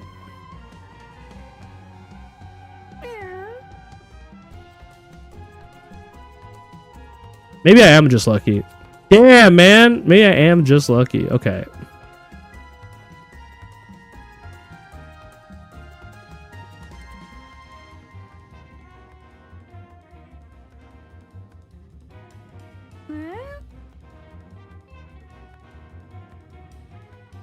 We're kind of actually in a bad place here for options on my rogue. I'm gonna not risk it.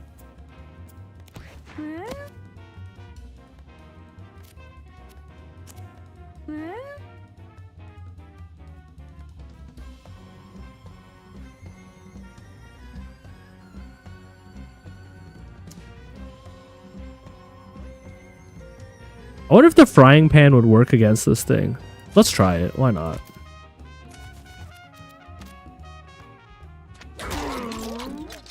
Okay, so that was 12 damage and it went back. This is 6 damage. It should go back. Yeah, okay. And now buddy up.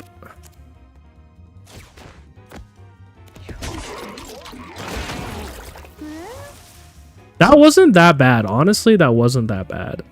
I'm a little scared to kill the doctor first. Here's my theory. If I hit him, it's going to make it attack this way again. Okay. Okay, never mind. I think it is a little random. I think it might be random.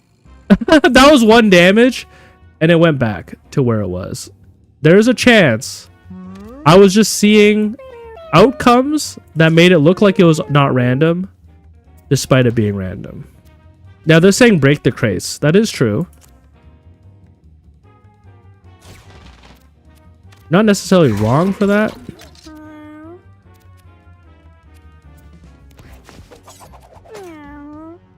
Oh, my movement is so bad.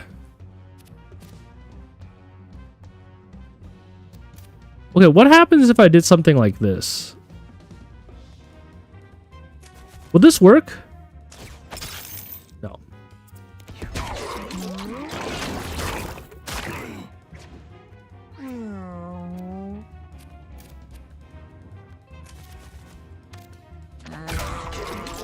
There's a chance that killing this guy is going to make our life a living nightmare.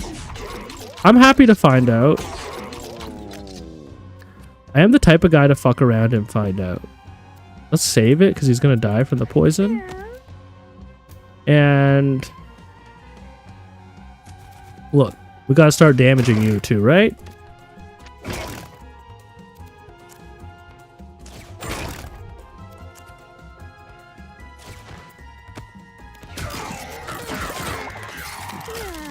Oh, shit. Oh, we just kill it.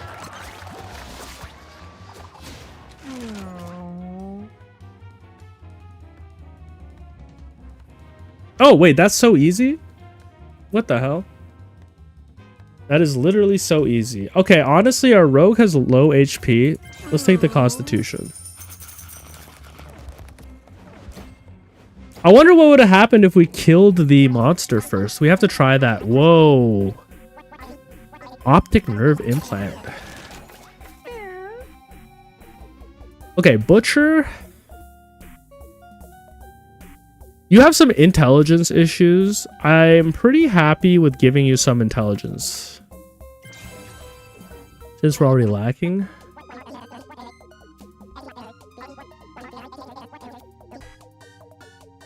I wish you could see your inventory here. This seems okay. I just don't know if I really need it. I think I'd rather have the money. I guess we're going hard path. Whoa. Dr. Fetus? Fetus jar. Multi-hit melee attack, immune to magic and debuffs.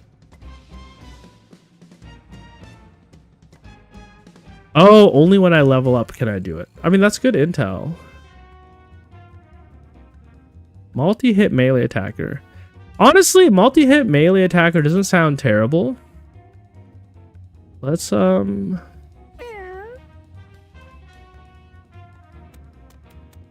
mean, who's going first? You're going first. You're not an issue. Then you. And you get to attack twice. I might want to prioritize killing you, actually.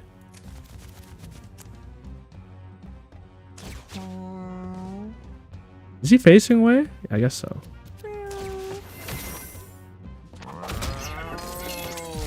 Whoa! Multi-hit melee attacker calls an airstrike at low health. Uh-oh.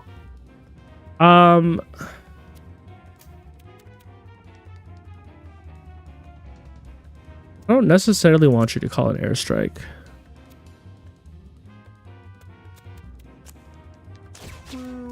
I guess it's one of those enemies where you want to one-shot them, like with your fighter, for example, instead of letting them get to low health. So maybe we want to do something like... I know I'm going to take a tiny bit of glass damage here. But maybe it's better to do this so that I don't call the airstrike.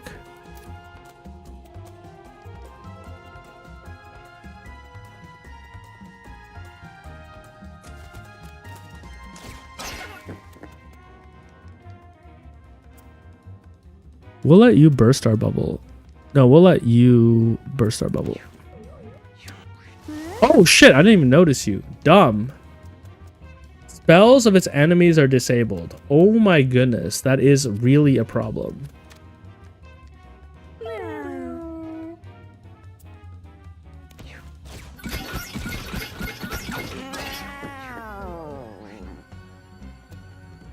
Yeah, that's a real problem. Okay.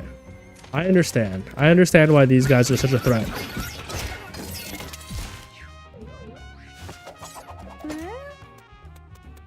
Uh, 11 damage.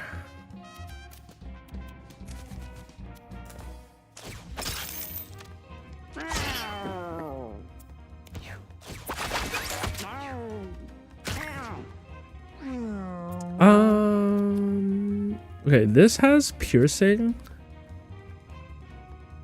We're not hitting him in the back. That's the only issue. But there's a chance we crit. Yeah, no. Okay. I'm glad they keep going for the wrong target.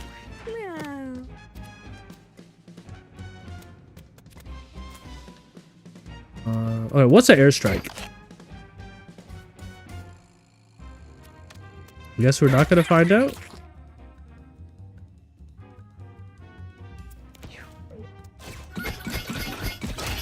God, the frying pan is turning out to be really good.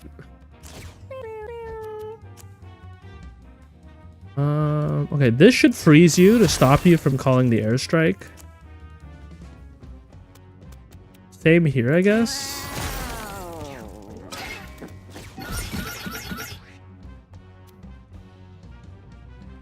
Obey. Restricts the actions of my enemies.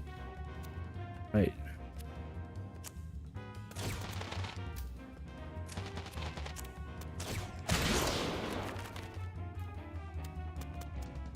Oh, if you attack it, it turns off its ability, though. Okay, that's really good.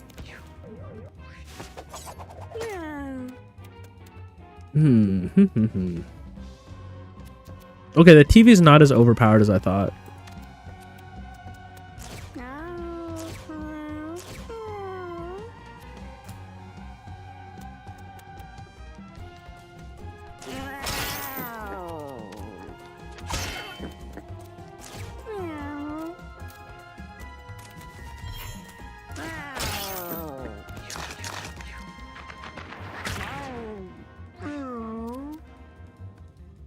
I'm actually not so worried about the TV. I'd rather clear out these guys. So we're gonna do just that.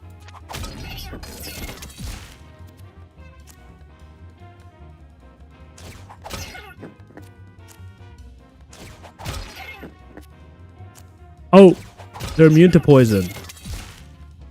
My bad, yeah. They did say something about that.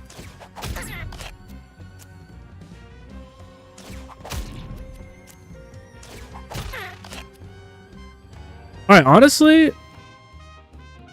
I was a little scared when I entered the TV, when I entered this room, but it ended up not being so bad.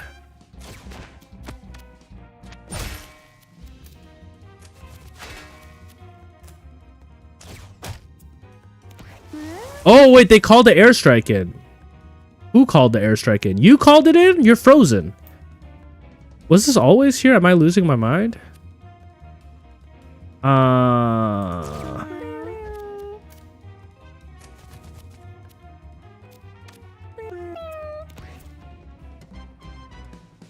I'm gonna sacrifice my bird here. Like, you can get hit by the airstrike. I'm pretty sure my rogue cannot.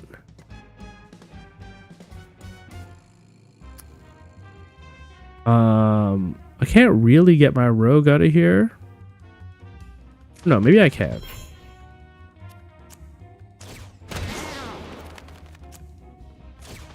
No, I can't get them out of here. I'm stupid.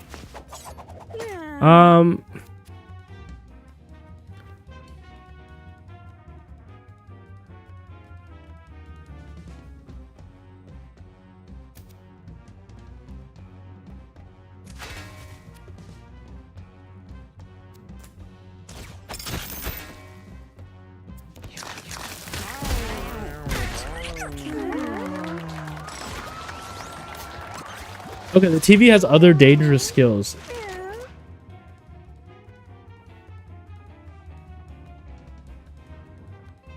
Alright, you could use more int, but that's not an option. So in lieu of that, more charisma? More charisma would mean that we'd be able to, like, buddy up twice on our first turn.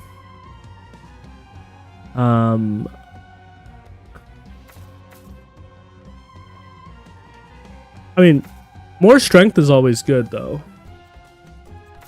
I like the idea of being able to buddy up twice in order to, like, just jump around the battlefield. Is this the rare furniture box everyone is telling me about?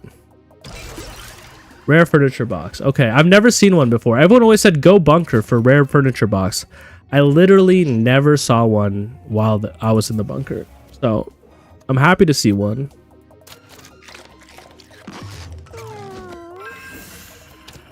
Big boy Matthew feels stronger. Alright, what are we dealing with here? No TVs. We got Cat's Bot. Melee attacker focuses on the lowest health enemy, will suplex others out of the way. Okay. Then you're the guys who shoot. I kind of want to deal with you first. In fact, I like this idea of you guys shooting each other.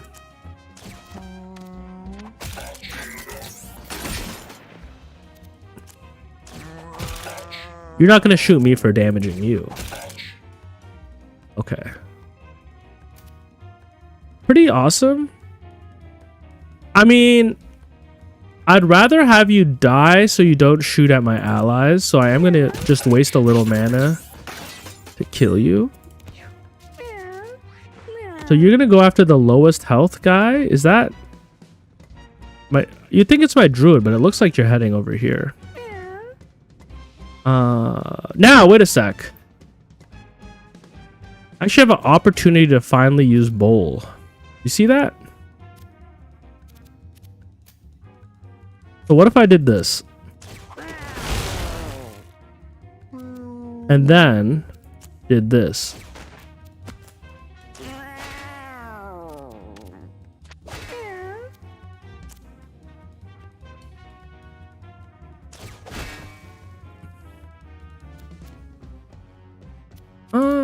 I can move myself to safety a little bit. Oh no, I should have used my my frying pan, and you cannot actually target outside of the map, so I'm kind of screwed.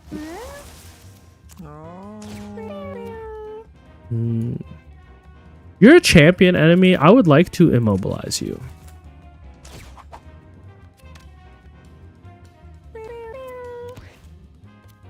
Yeah, Thief is incredible. I love Thief, guys.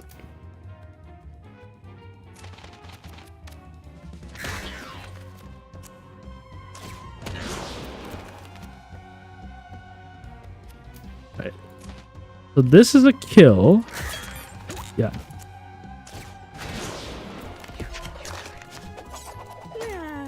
Alright, we're all good here.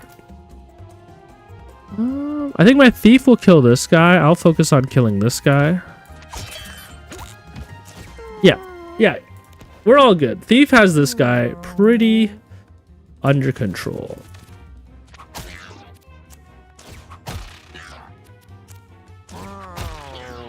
Yeah, you're dead. Having freeze, just having one CC pop off at the start of battle is game changing. I 100% agree. Let's turn our back to him and wait. Anybody need healing? Not really.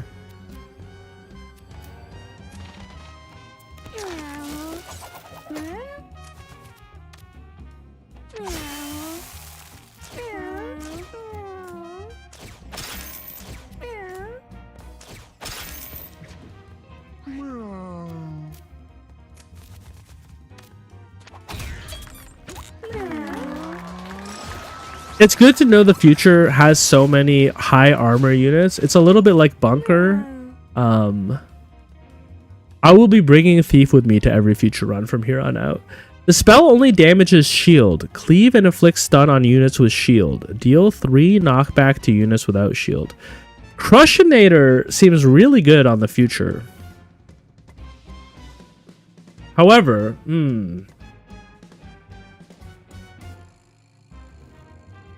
trample over to a tile with food on it plus fresh meat would be pretty good. Crushinator seems like it'd be very broken on this run.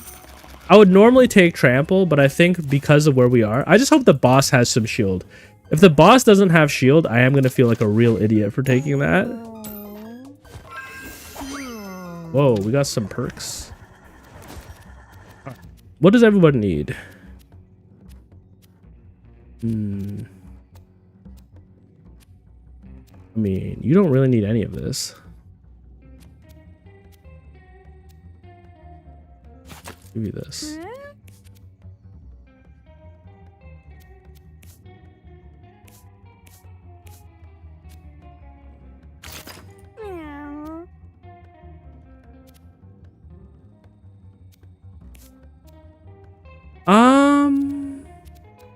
We'll give you shield. You don't need this anymore. I can give you dexterity. All right, let's see this last boss of future. Das Future, huh? Scary place, man. Oh my god. It's the Dumb Collective versus Hitler 2. Yes, he has shield. Oh, thank you.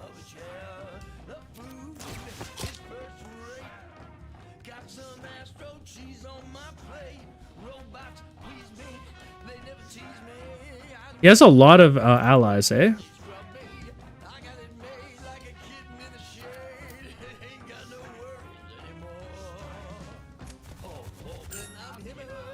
I mean, I think our...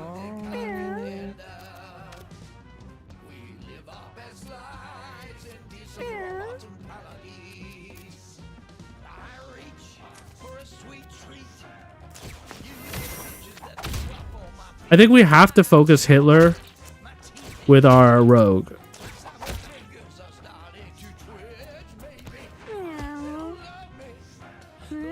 Oh, Hitler doesn't attack us. He just grows his army. So, okay. This is probably what happens. I bet you he's like Maggot Mama, and he makes his minions stronger pretty quickly if we don't kill him. So, how can we kill a bunch of them this turn?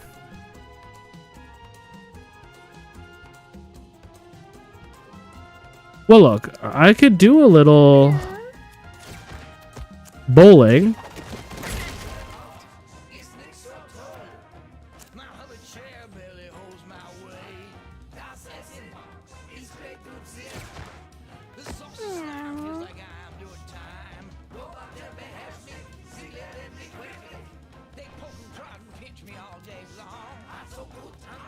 I should have focused one of his units first.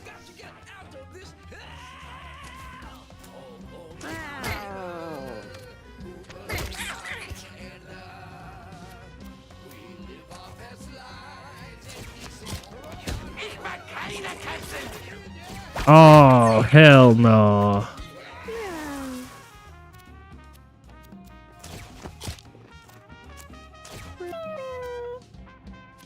Uh-oh.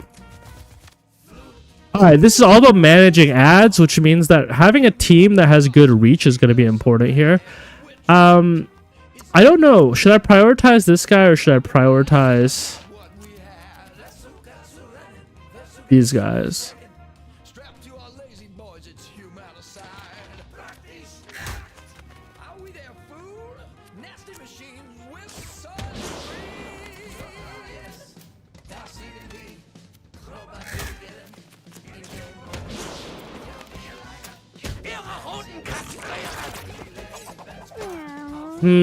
Alright.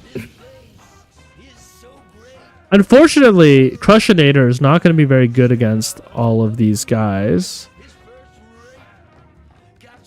I can still...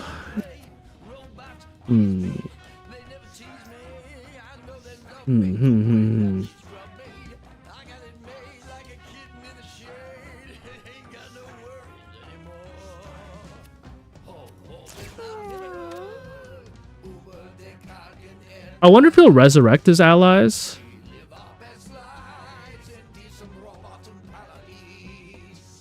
Yeah, I wonder... I mean, I can't really attack one of the fetuses with my butcher. Actually, no, that's not true. I could get this guy.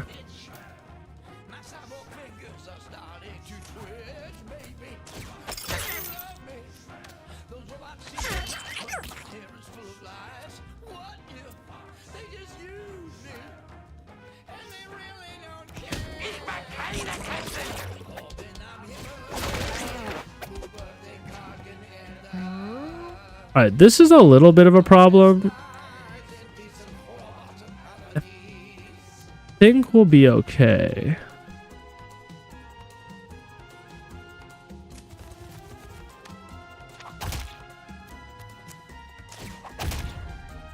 Alright, you're dead.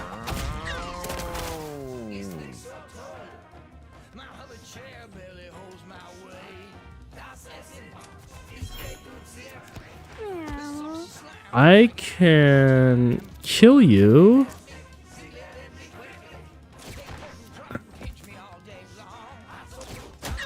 And then I can't get to you, huh?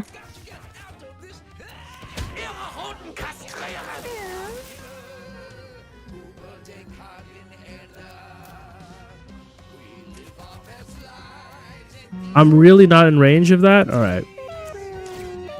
Alright. It's okay, it's okay. We're dealing with this slowly.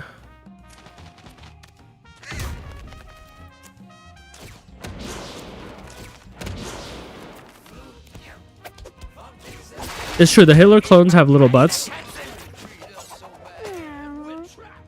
Okay.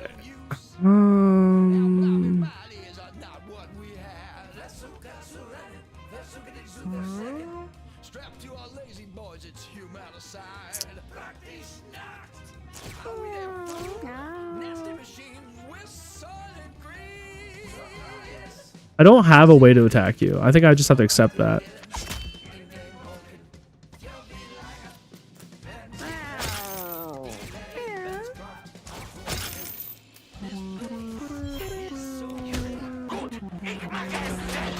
Oh my god.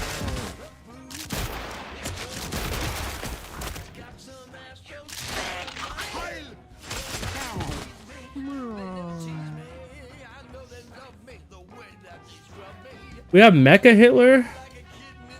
He healed. All right. Well, we got to kill his allies. I think we got that.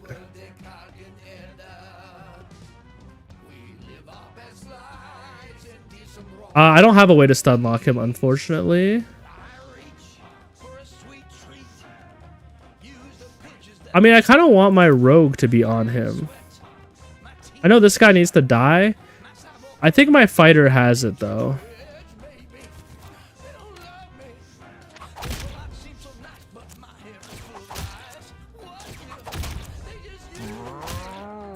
Yeah, that's great. That's 1/4 of his health. Now you need to kill this guy.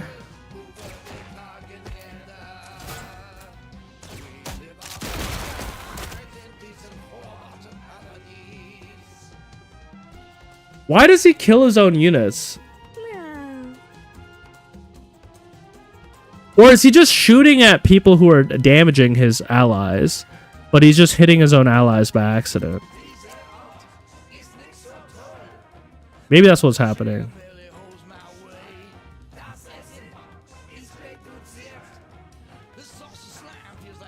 Oh, when they're low, he just removes them for us? That's very nice of him. I mean, thanks, Hitler.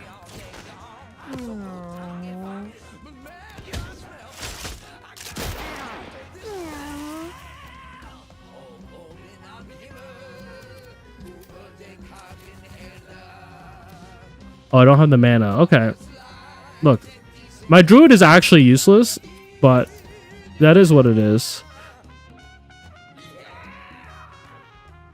I don't really need the bird to be attacking Mecha Hitler. I think I'd rather have him attacking the Hitler clones.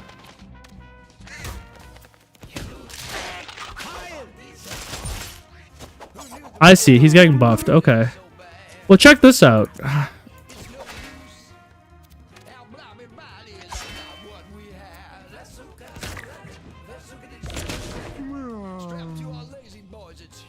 Okay, it's his it's Hitler's superior race. Shit, I get it. I get it.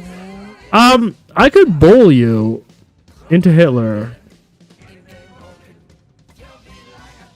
Well, I don't know. That would also hurt my druid.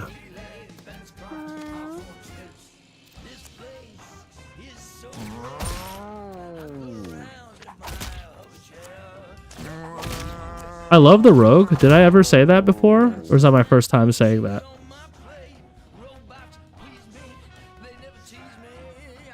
I don't think you can trample us if we're standing here. Like, I think this would be cover from Hitler.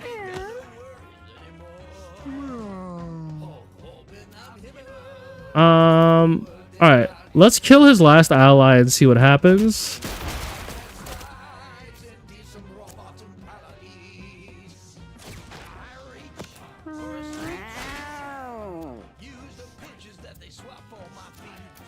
So am I safe here from trample? I imagine so.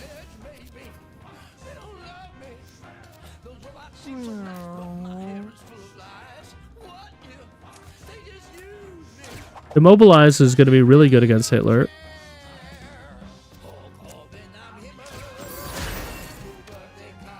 Oh no, he was on fire. Whoops.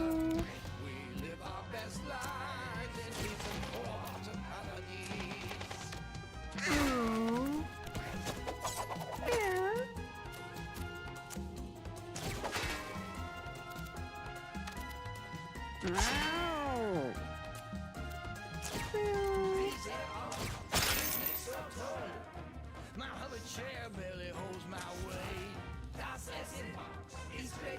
fact that Hitler is in this game is hilarious. I mean, yo, this game has a lot of peak references. I wonder how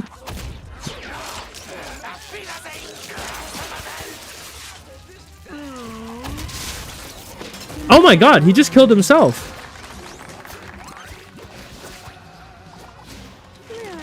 You either love the thief or he does absolutely nothing. Yeah, I feel like the thief is like, you kind of want to have a plan for them, for like I mean, they're really good on some acts and some levels.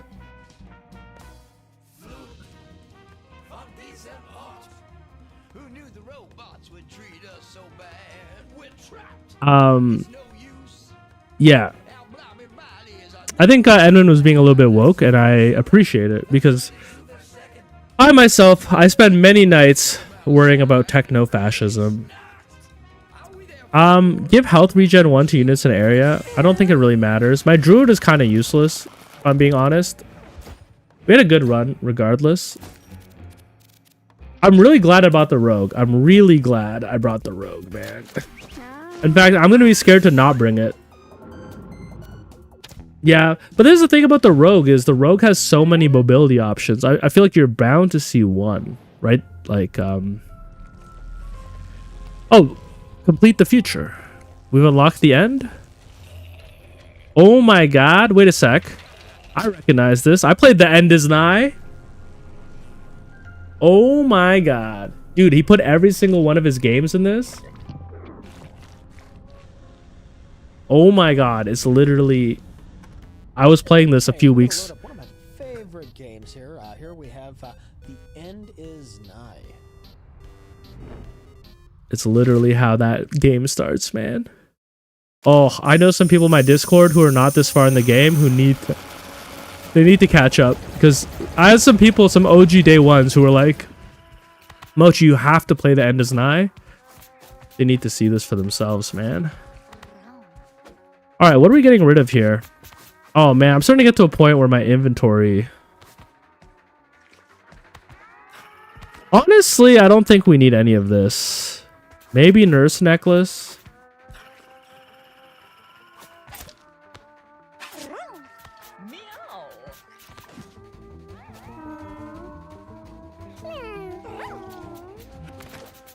Alright, Butch.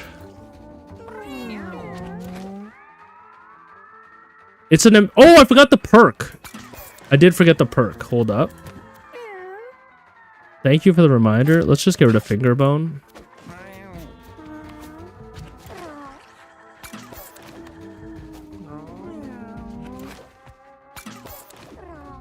Alright guys, I think this is going to be my one Mugenics run for the day, because we definitely don't have time for another one.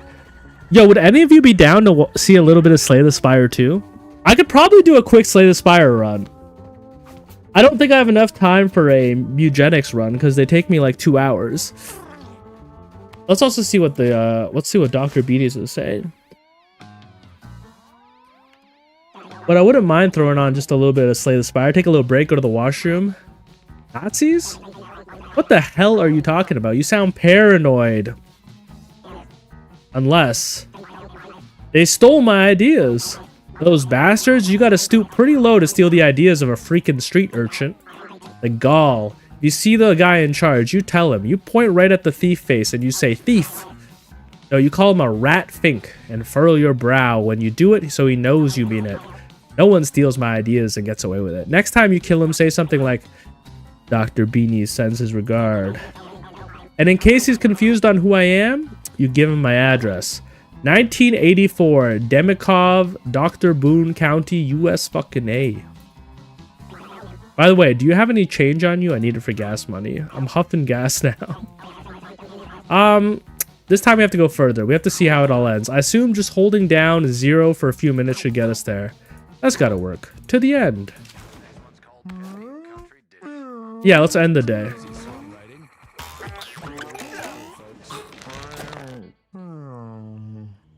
Uh-oh. This is the next house boss? It's Terminator!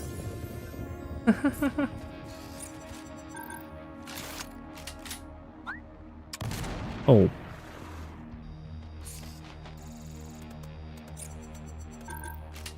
That's not a cat.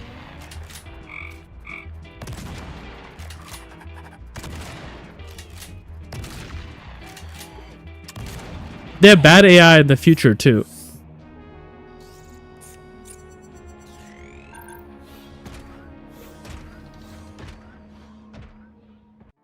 Okay, that's pretty sweet. I love Terminator.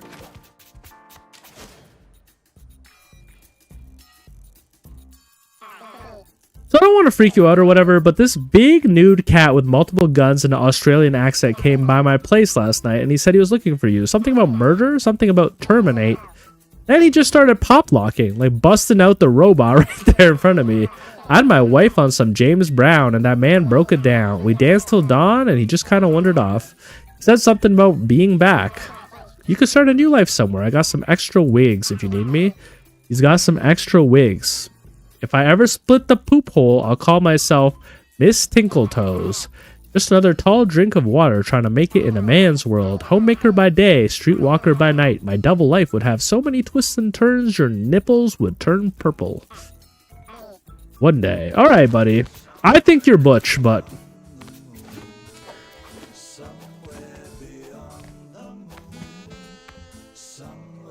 Yo, congrats everyone who made it this far. I mean, like... I think we have to beat one more area. Hold up. We gotta beat the end, and then we gotta unlock the secret area of the future.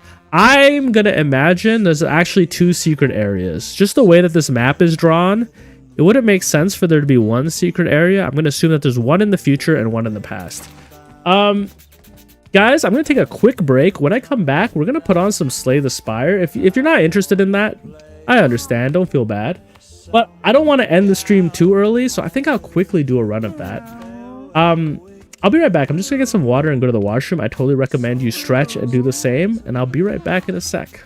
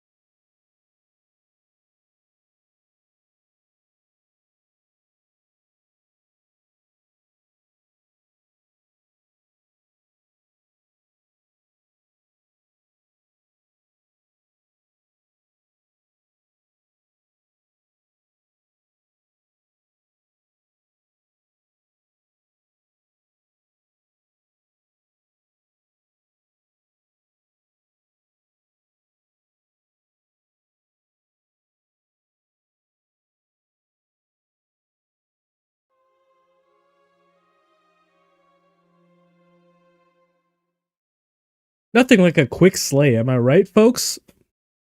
Nothing like a quick slay. I don't know if you guys are into Slay the Spire. I wasn't like the biggest Slay the Spire 1 fan. I think I played it. I think I beat it with all the characters. I did a few ascensions. I didn't do max ascension in Slay the Spire 1.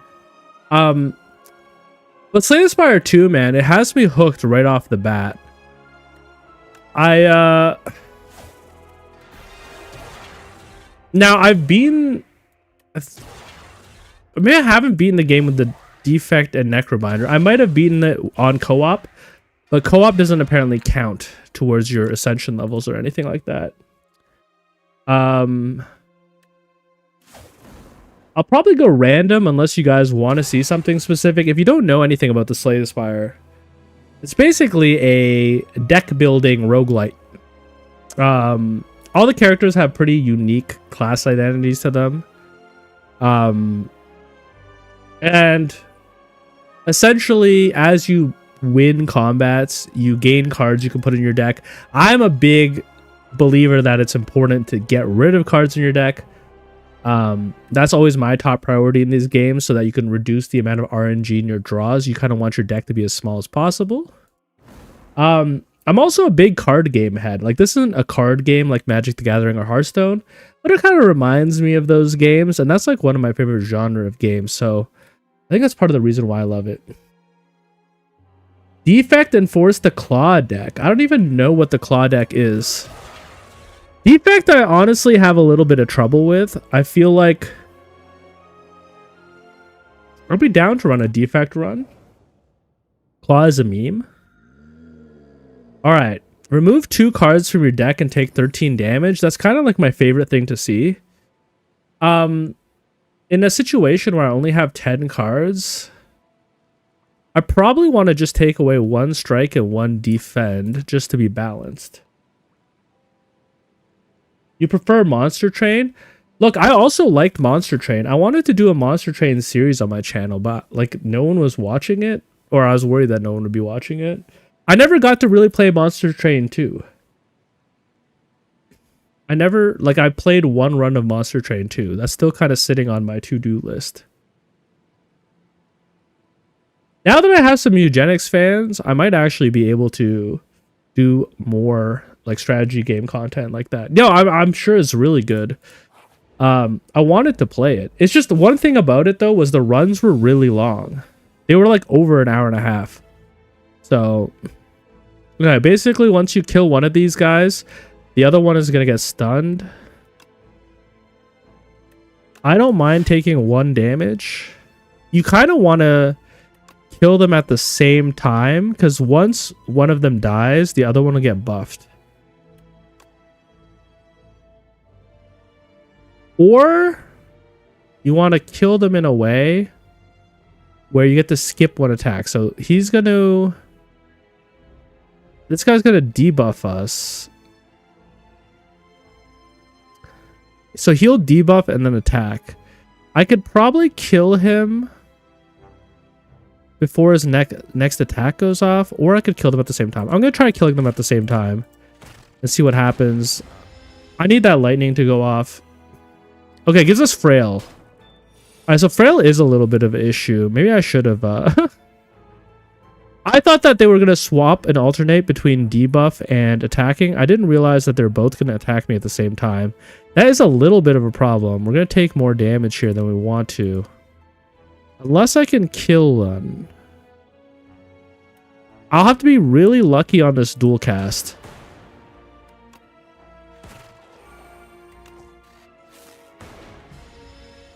Alright. If we can kill him this turn, if we can get dual cast again, or I guess just 2 strikes and a zap, we're good. I thought that they alternated back and forth. I guess they don't do that. Lightning can stun. It wasn't the lightning that stunned, it was the effect of the slug. So when one slug dies, the other one consumes it, gets a buff, and gets stunned. It wasn't the lightning, it was actually the slug itself. Deal 24 damage. If it kills an enemy, gain 3. Interesting. I mean, pretty unlikely, pretty bad against bosses. I think Sunder is a bad card.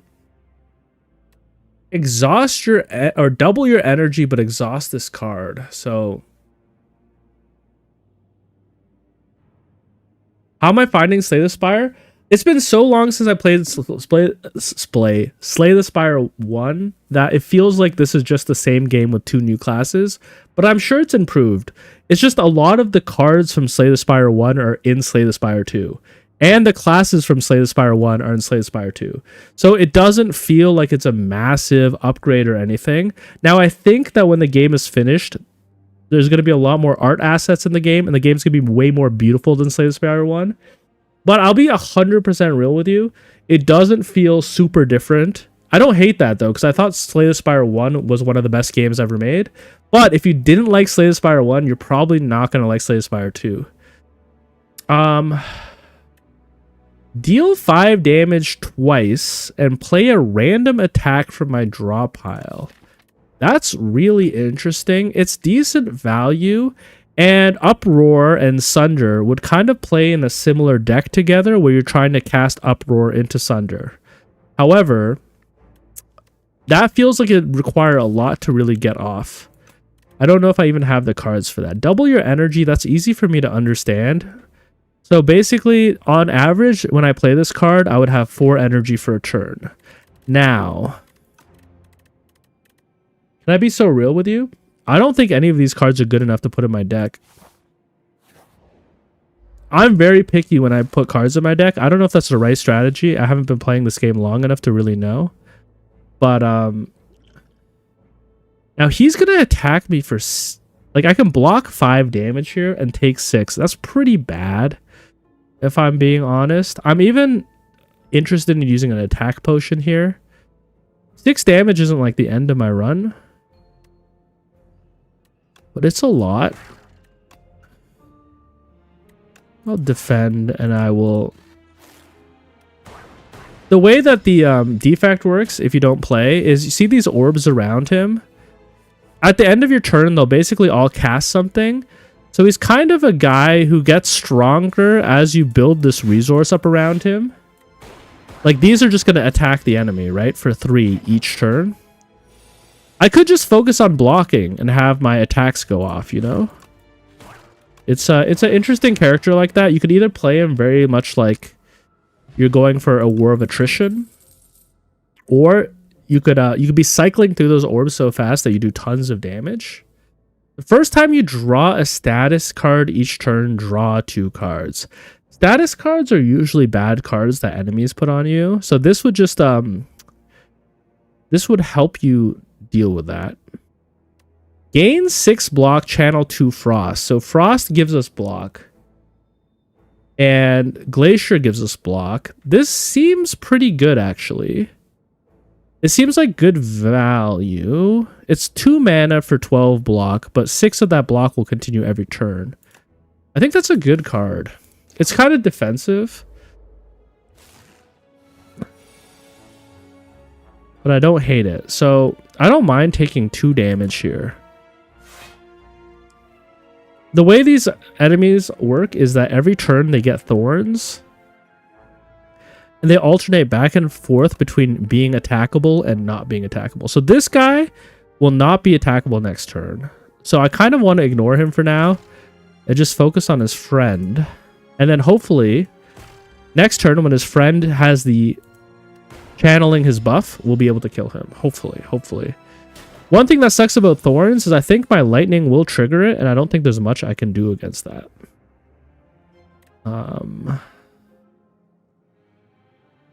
Now, I can also just glacier and be pretty safe.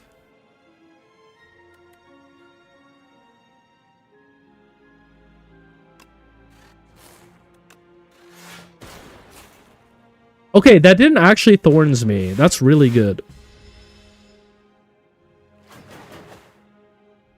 Glacier was one of the best defensive options for Defect in Slay the Spire 1. I'm glad that my ability to derive the value of a card still exists. I feel like that's one thing I'm strong at, is being able to look at a card and be like, is this a good card for mana value and ability? We're going to be able to output a lot of damage here. I mean, If I evoke twice, yeah, everything's dead. We took minimal damage there. I don't mind like taking 2 or 1 damage per fight. At the start of your turn, trigger the passive ability of your rightmost orb, or deal 6 damage and channel 1 frost. That's interesting. That would stick to our frost build. Add a random power to your hand. It's free to play this turn. Oh yeah, one of the archetypes for this class is based around having lots of powers. Now I like loop because... Oh wait, no, it's not evoking the orb. It's just triggering the passive ability of your rightmost orb. So that's essentially... It'd be like 3 damage or like 3 shield. It could be really good if you had darkness, actually. It could be really good if you had darkness. It's not terrible. It's only 1. That being said, I think I would rather have Cold Snap because it does 6 damage, like my main attack. It channels a frost. The more orbs we channel, the more orbs will get evoked. Meaning, like, we'll be also triggering the abilities of orbs more often. Let's remove a card from our deck. I don't think we need as many blocks as we have. Gain 1 block. Permanently increase this card's block by 3. Oh, wow. That's an interesting card. It would just get better for your whole run. Gain 3 block. Put a card from your discard into your hand. Oh, Claw! Deal 3 damage. Increase the damage of all Claw cards by 2. Dude, that is a meme. That could totally work. I think for now we're just going to remove a card.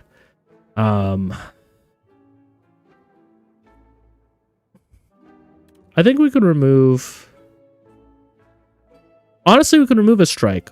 We're doing our strikes through our lightning channeling. And Cold Snap essentially replaced the strike when we bought it.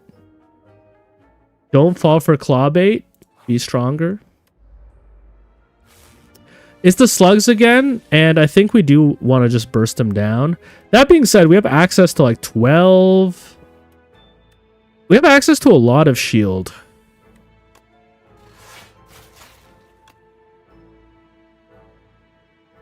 I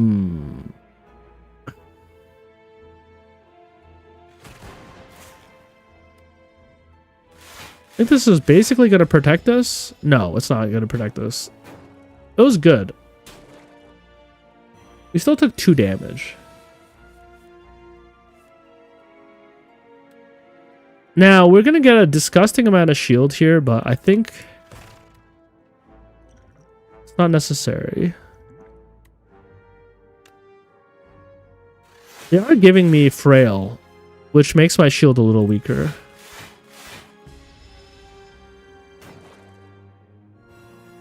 Block is good, but it's not good by itself. You need to also have some, like, zaps built into there. So you're doing a 14 damage. We'll only be getting 2 shield because I think our frail is affecting it. I need a blizzard. I don't even know what blizzard does. I mean, we're going to get some evokes here, right? This is going to get me up to 14. 14 is enough.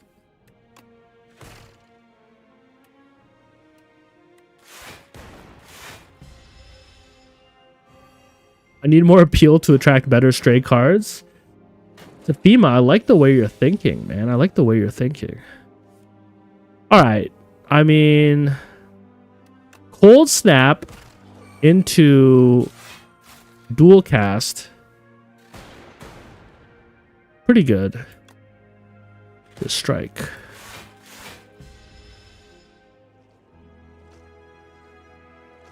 I should have maybe striked one of the weak ones.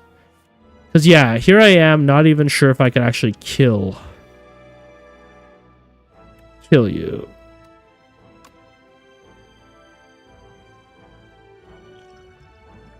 I think it's fine. Like, we're going to get 4 shield. Ooh, 4 plus 3.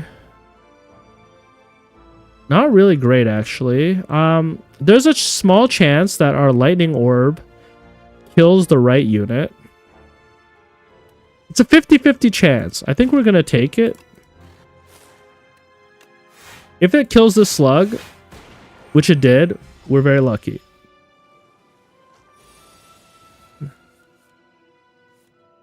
And now a glacier and a dual cast will get rid of you.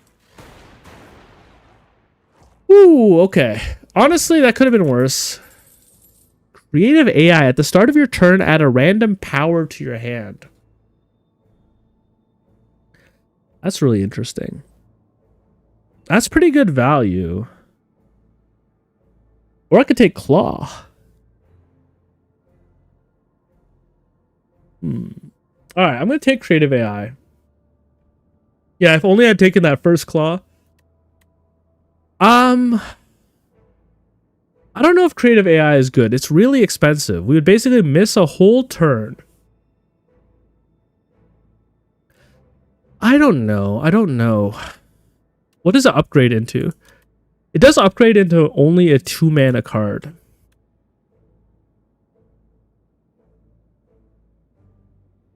Yeah, I like any card that scales, right? I like any card that scales. The only thing is it just has no synergy with our deck right now, but I can upgrade it right away. And that makes me feel a little bit better about taking it. 2 mana makes that card a little bit less risky. How do I feel about a elite enemy? Ooh, I think this one's kind of tough. You have to burst him down, and I don't really have a burst build.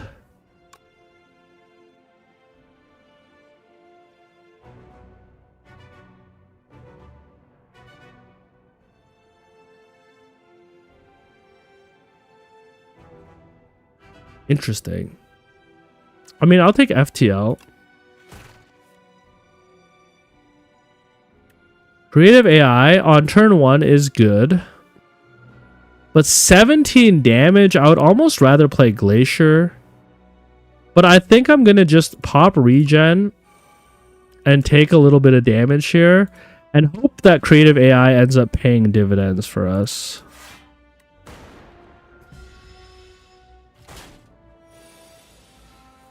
Alright. So we got Loop. Loop is actually not terrible.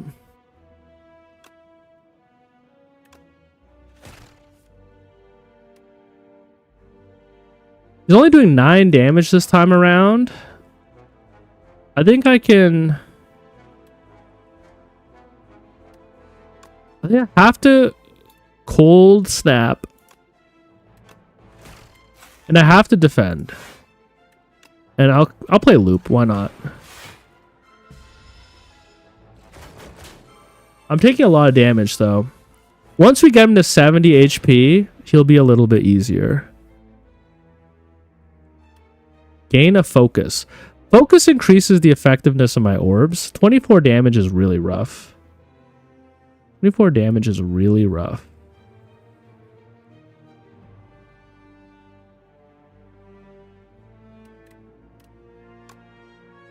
So we're going to get a bunch of blocks, and defragment is going to make us get more block from that, but we're still going to take a lot of damage.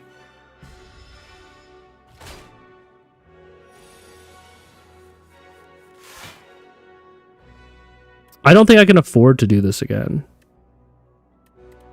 It's not like we have infinite mana, so...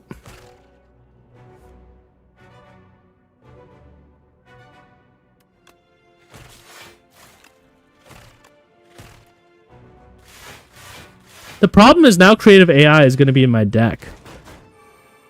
I need something that reduces the cost of my powers. I think there is a card like that.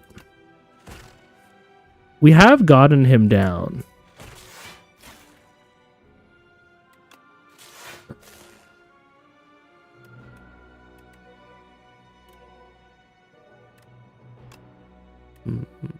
It doesn't really matter what we do here. He's going to take 3 damage and get stunned. Yeah. The problem is we're adding all these cards in my deck. Prevent the next time I lose HP. That's pretty good, actually.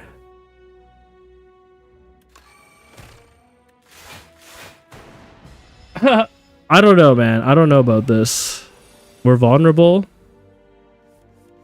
36 damage.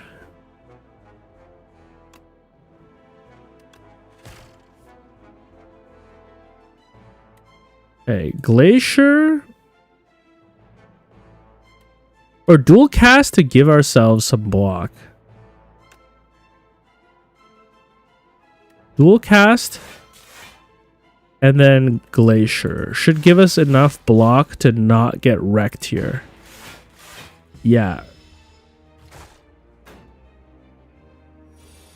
But I gotta kill this guy. I also have buffer. I should remember that I had buffer and I could have just like taken the hit.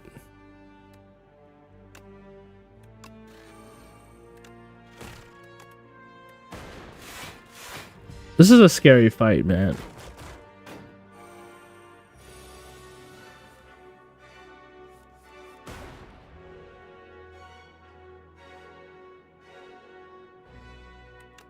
I need to do cold snap. I need to do dual cast to get shield. And then maybe I'm gonna get 6 more shield. I don't know, man.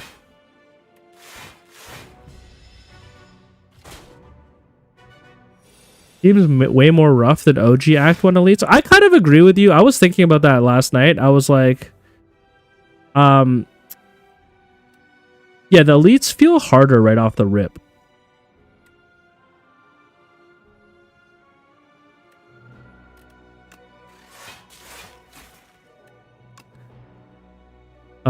You're doing only 12 damage. Okay. I will say this. I think I might have made a mistake by grabbing creative AI because I don't have a way to reduce the cost of playing powers. And a lot of them are just too expensive and are just a little too random. We survived that, but like at what cost? At the start of your 3rd turn, gain 18 block. Gain 3 block. Put a card from your discard into your hand. Gain 9 block. Deal 5 damage twice. Play a random attack from my draw pile. All pretty bad.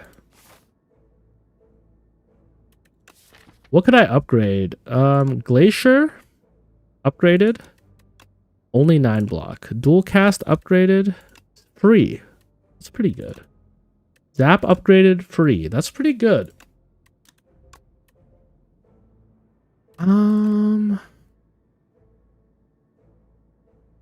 But if I go this way, I get another shop. So because I don't have like a card I really want to upgrade, I think this is fine. This guy's also very annoying.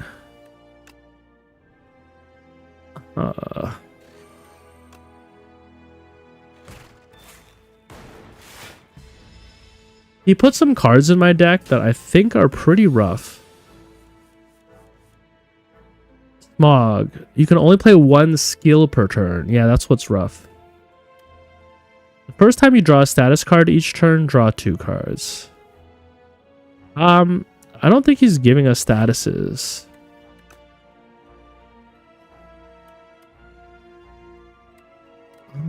Unfortunately, all my abilities are skills.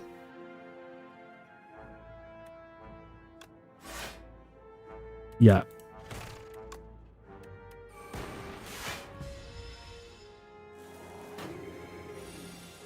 We have to kill these things or they will hurt us. Whenever you invoke lightning, deal 6 damage to each enemy hit. That is very good. Now we still can only do 1 skill per turn. We have to kill this. I like the idea of thunder plus dual cast. Unfortunately, it did not hit the gas bomb, which is what we needed it to hit. Which means we're actually going to take... Actually, we have enough armor to tank it. We have enough armor.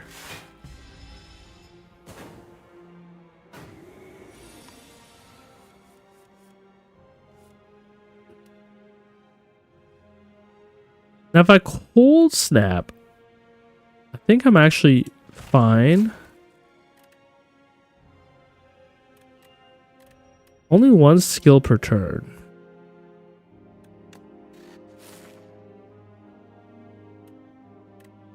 Sure, I'll take coolant.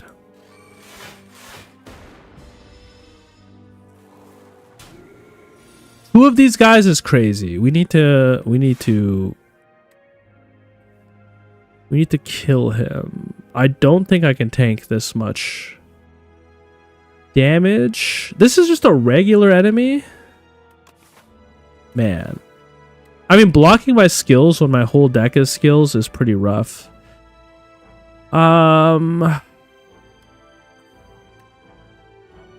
guess we need to get the armor by invoking the frost.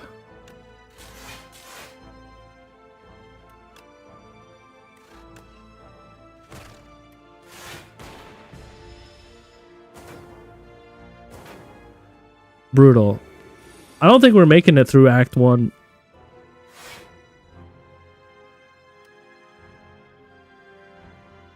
Consuming Shadow is pretty good. Actually, we kill this guy this turn.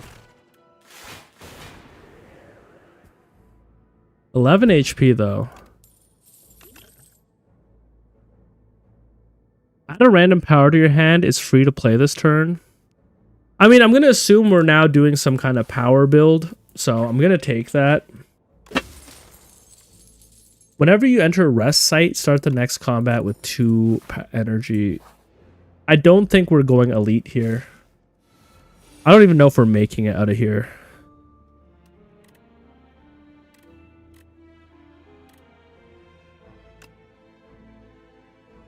Alright, add a random power to my hand. It's free. Whenever you play a power, channel 1 lightning. That's really good. Why did I think I had 1 mana? Sorry, what did I even spend my mana on?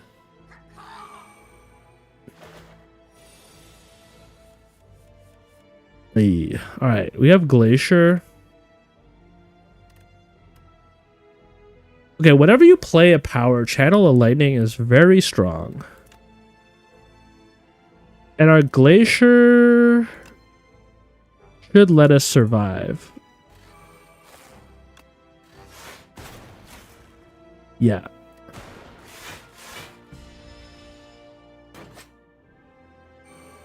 It's really scary at 4 HP though. That's a lot of damage. Okay. The coolant will spawn 2 electricity. Then we can dual cast the ice. We've got 23 shield. That's enough, actually. That's enough, yeah.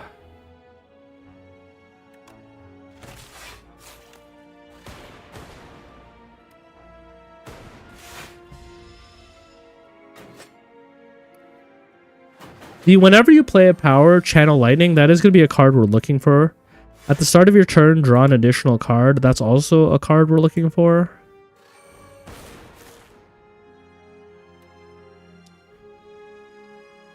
And I think this should be enough to kill everything. No. Yeah. We're good. We're good.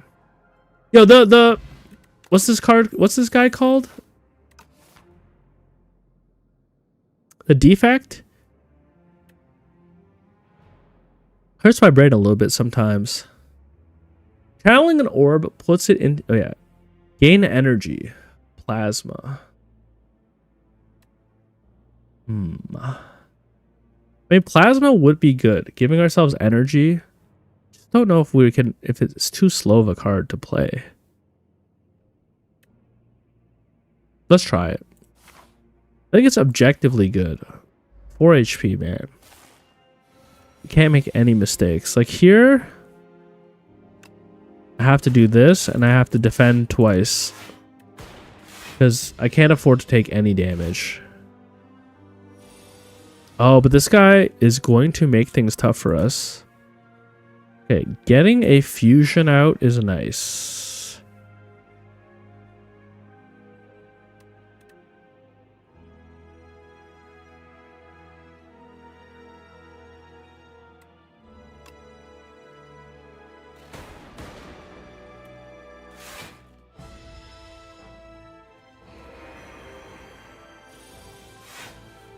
We're frail and we're weak. We're gonna kind of need a miracle here with white noise. We didn't draw any cards. Prevent the next time you would lose HP. I think it might only count for one of those hits. We also do have a lot of block.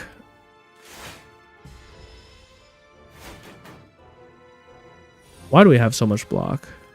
Oh, it's my captain's wheel. It saved us. Whenever you create a status card, channel 1 orb.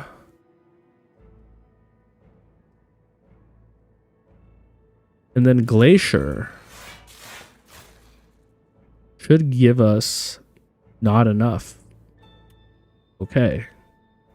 But we Cold Snap, Zap, Strike. And now we're alive. I don't know how we're still alive at 4 HP.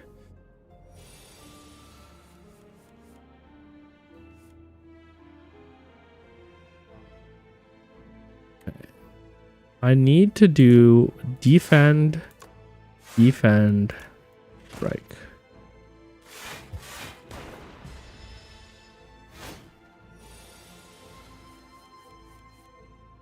We don't have anything. We don't have anything. Do I have enough damage?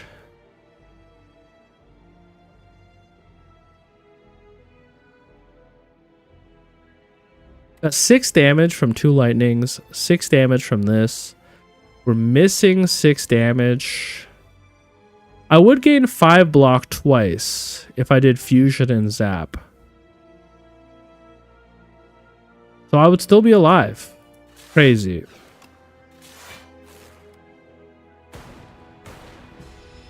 We're just finding a way. We're just finding. We have to kill him this turn.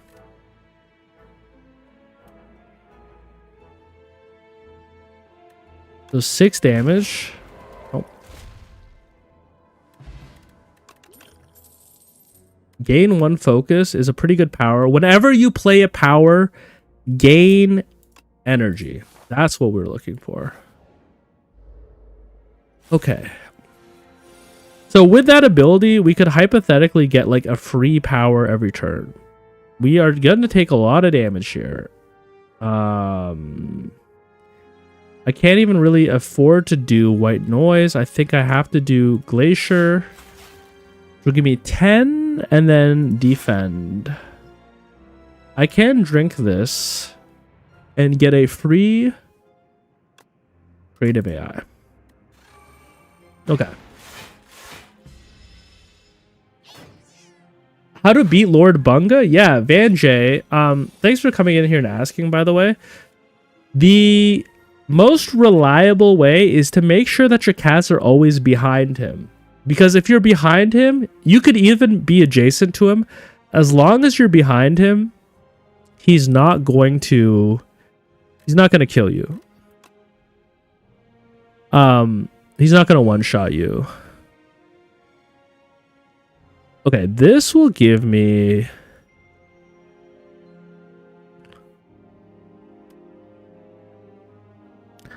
Does fusion count on the turn that you play it? You just have to stay behind Lord Bunga. I think we need to pop this. Buffer. And then... we need 1 defend. What happens if you break Bunga's throne? I don't know what happens if you break Bunga's throne.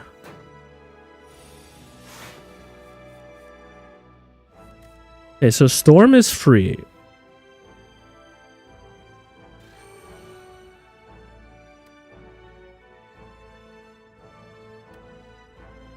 Go Cold Snap. Alright, now we're actually good. I can play Creative AI.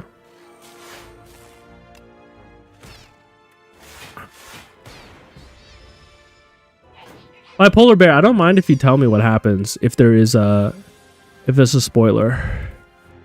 Oh my god. Okay, these are free. Any power that costs 1 is free. So that's pretty huge. Okay, stuff is starting to pop off. Stuff is starting to pop off, man.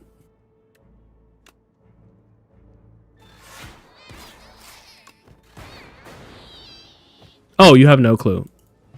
I also wonder what happens if you kill Bunga before his allies. It seems tough, but it's probably possible. We're gonna ignore all of this.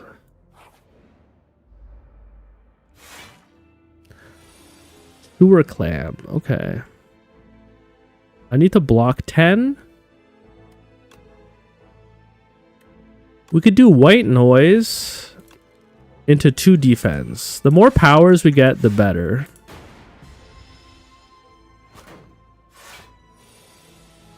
He's buffing himself. Perfect time for a subroutine, creative AI, and a zap. Oh, he gets up from his throne at half HP. That's really good to know. I would have tried it and I would have died. Okay, what? We'll get 1 HP back. Can I block 14? I have 18, so I don't have to worry about it.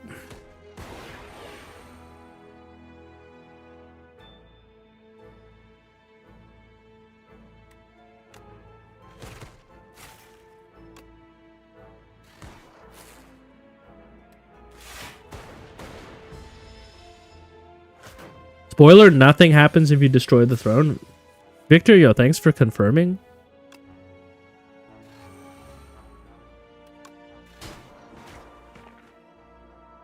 Guys, we've been at 4 HP for like this whole floor. Yo, all for 1. 4 HP for this whole floor. We found a way to make it work. Bulk up. Lose an orb slot, but gain 2 strength and 2 dexterity. I don't mind that. I don't like that it's 2 mana, though.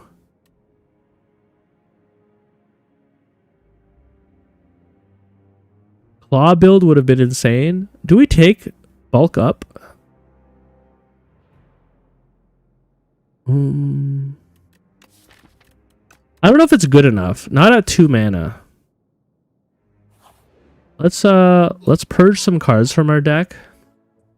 The first time you draw a status, draw 2 cards. I mean, it's free to play iteration, so it's not terrible. What else do we have? Whenever you gain gold, raise your max HP. Strike gets buffed. Enemies drop 10 additional gold. I mean, we're kind of at the start of our run. This would probably pay dividends. I can also remove a card. But I don't really see the need. We're kind of running a build where we get free cards. We don't have like a ton of cards. A lot of our cards are powers too. Honestly, let's take Amethyst. I think it will pay dividends in the long run. We're gonna rest because I think we have to. And then we're gonna wish me good luck on the boss. Waterfall Giant. I think you're annoying, but I don't remember why. And that scares me. Each enemy loses 9 HP at the start of their turn. Choose a card in my draw pile. Yes.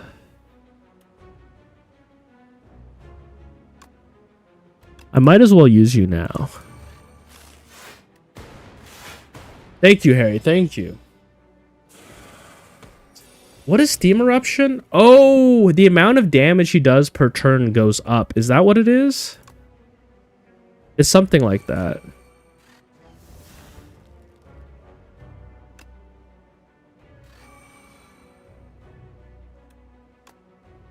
All right, we're gonna need the frost. All right, we're good. We don't take damage this turn. That's important. We don't have health.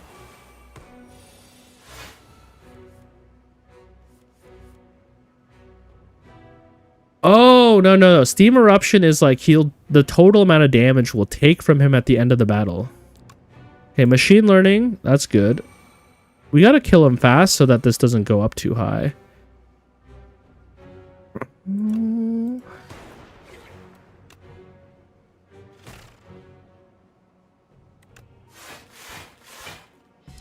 We just have to hope for some good free powers. I mean, having the demise is pretty helpful.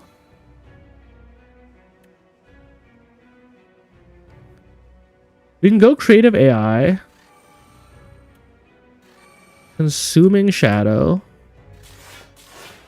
Pretty crazy. This will give us more energy.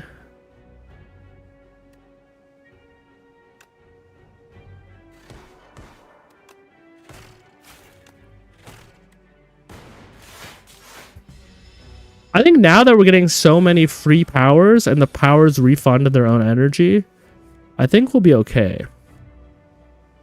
Hailstorm is free. Capacitor is free. Buffer. Actually, buffer, having buffer for the steam eruption, that could save us. Can I prevent 20 damage this turn? Probably. Let's save that buffer.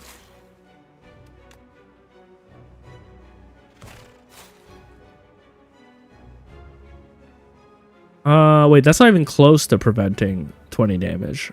Hold up.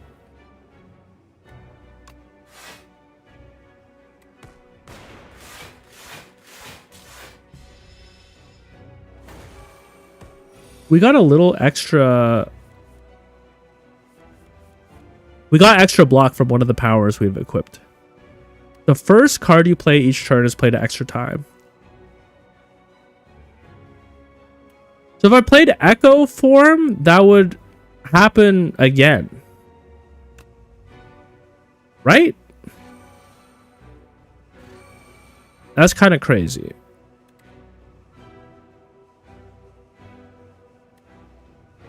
Hailstorm is free.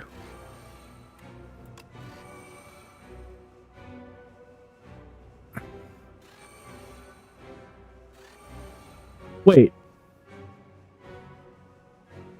The first 3 cards I play each turn are played at extra time. Won't he one-shot me? No, because I'm going to use buffer. I'm going to use buffer when he dies. In fact, I can get like 5 stacks of buffer. This is crazy. I'm going to dual cast here. Zap and defend.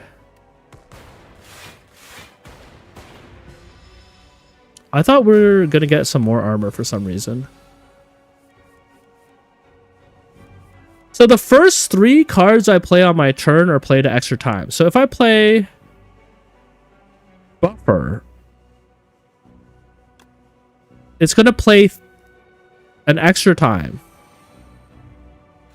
Meaning that I can take 3 hits from this guy without taking damage. First time you play a 0 cost attack each turn, return it to my hand. I don't have a 0 cost attack. But I can Echo form my Echo form. So this is going to cast Echo form a second time.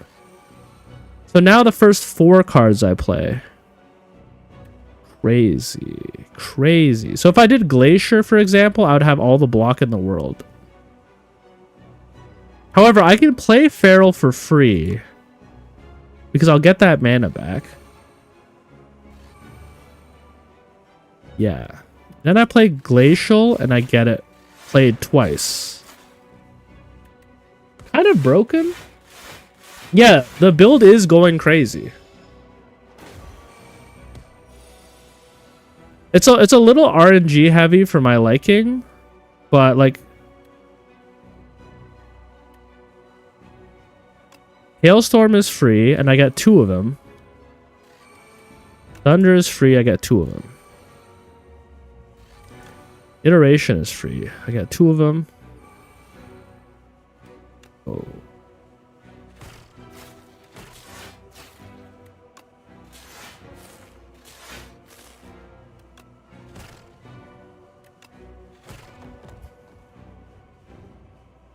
So I just have to survive next turn. I have to survive his giant 33 damage.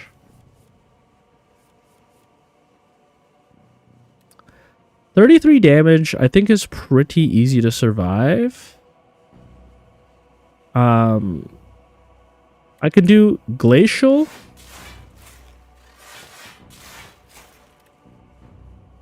Yeah, that's already surviving it right there. The Capacitor is going to give me energy back.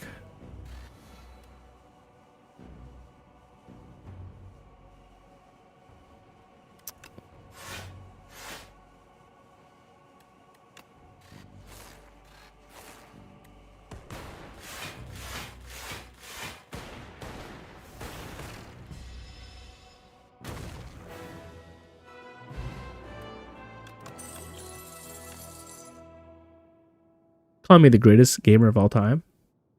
The next power you play is played an additional time. Didn't I have buffer? I might have had buffer and forgotten about it. Yeah. It's definitely possible. Gain 1 orb slot, draw 1 card, increase this card's cost by 1. Now that's pretty cool. But I think I'll take Signal Booster because we're already getting some synergy in refunding our energy. And if we play a card at extra time, we'll get extra energy back. I can't believe we survived that, man. Hello. Upgrade 4 cards. What's Brightest Flame? That's not important. Obtain 4 wax relics. Every 3 combat, your leftmost wax relic will melt away. Okay, what is a wax relic? Oh, it's just a relic that will disappear over time. Well, that's shit. Or that's bad, sorry. I think we'll just upgrade 4 cards. That's pretty good. Subroutine upgrade. Cost 0. Are you freaking kidding me? Signal boost upgrade costs 0. Are you kidding me? White noise upgrade costs 0. Sorry. You know what I'm about to say. Are you kidding me? What's fusion? Costs 1. That's pretty good. What about glacier? Yeah. I mean, that's pretty good. I think this is an easy clear. I want to fight as many elite units as possible. It looks like this left-hand path is the way that we do it. And let's go visit the shop. I always like to remove cards from my deck. 14 cards. That's a lot for me. That's a lot for a guy like me. The next power I play is played an additional time. I guess what we would want to use Signal Booster on is we'd probably want to use Signal Booster on Subroutine.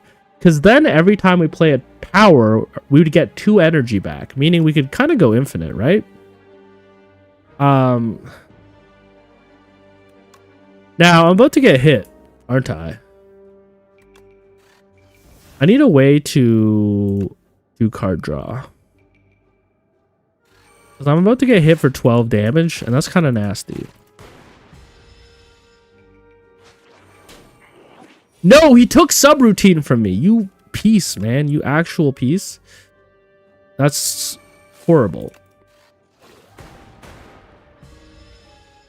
That's what I need to go infinite.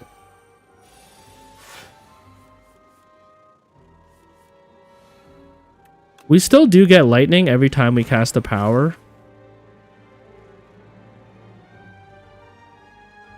If I do glacier, I'll get a bunch of mana. If I dual cast this, I'd get even more mana.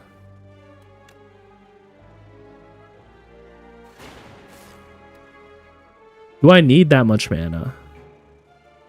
I don't even need that much mana. I'd rather dual cast my lightning.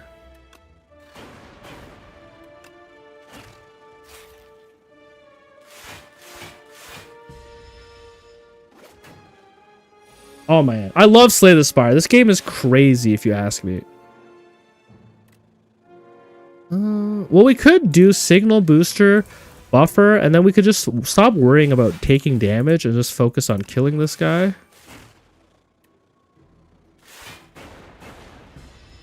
If he steals my subroutine, man, my whole run is gonna end. We can't let him do that.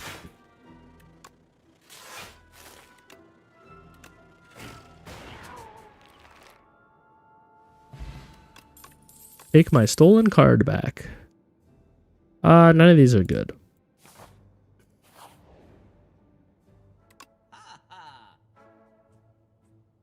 Each time you play a 0-cost attack, we don't have attacks in our deck. Let's just remove a card.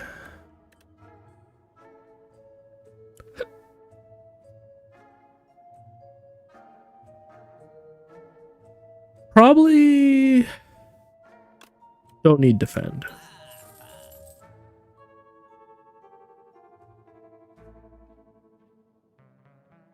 Draw a card is kind of nice, but I don't think we need it. Each time you play 5 cards in a single turn, deal 10 damage to all enemies. Actually, I should have taken Panache. It's a 0-cost power. Would have comboed very well. Oh, subroutine in my opening hand. And Signal Booster? Are you kidding me? Unfortunately, Unfortunately, we're about to take a little bit of damage here.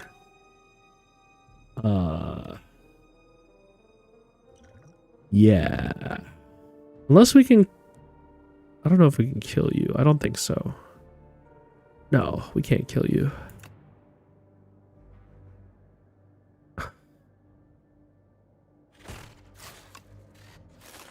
It's unfortunate. It's unfortunate.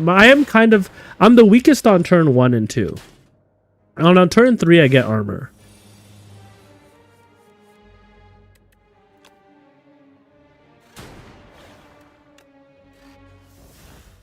The first card you play each turn is played at extra time. Pretty crazy.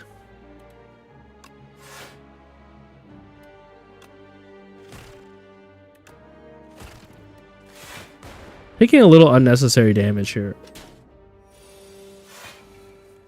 I don't have to worry. I've got 18 HP now.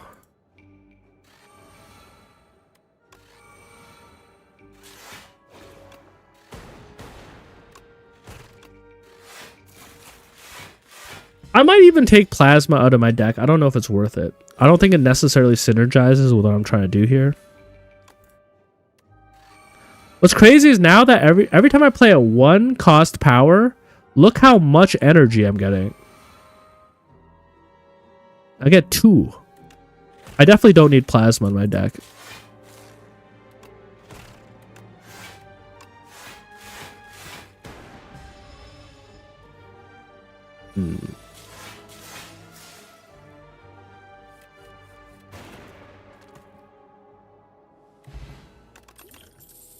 I'm basically... Oh, another subroutine. Are you kidding? Thank you.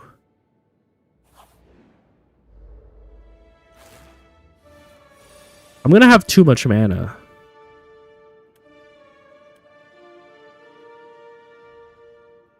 Do you think Signal Boost lasts between turns? Because it doesn't say the next power you play this turn. It just says the next power. I wonder. You know what? Let's try it.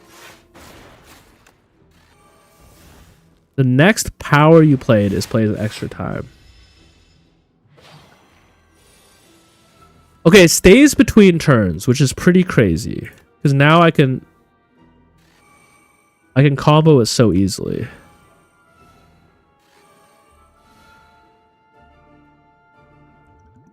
How much damage am I going to take here? 21 damage, and I can do... And I'm weakened. Okay. I'm going to use this potion.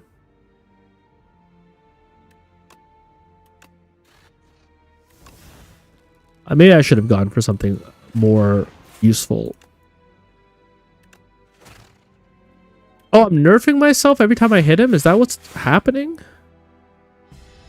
Uh-oh.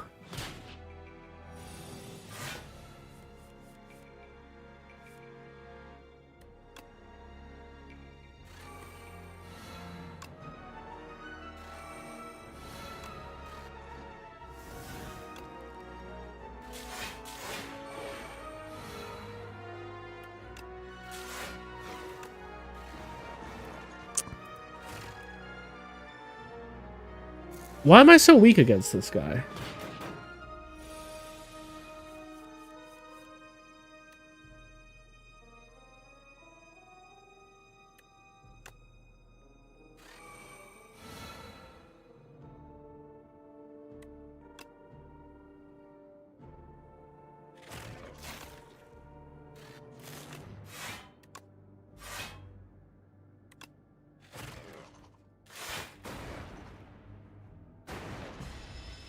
I'm missing something. Whenever you play a card, lose 1 strength and 1 dexterity this turn. It's because I'm playing so many cards. Okay.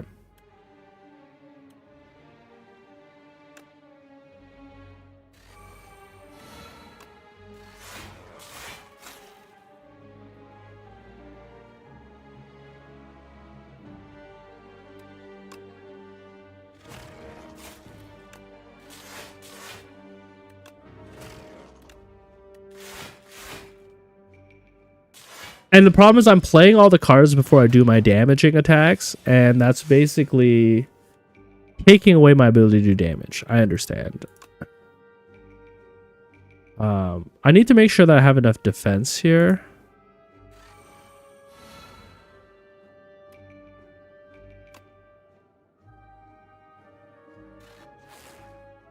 Yo, hello.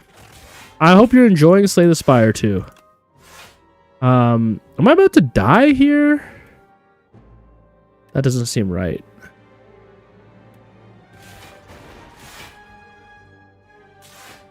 This boss kind of counters me. I have a build where I play a bunch of powers per turn, but it actually, this boss weakens me when I do that. So how do I beat him? I mean, prevent the next time I lose HP is good.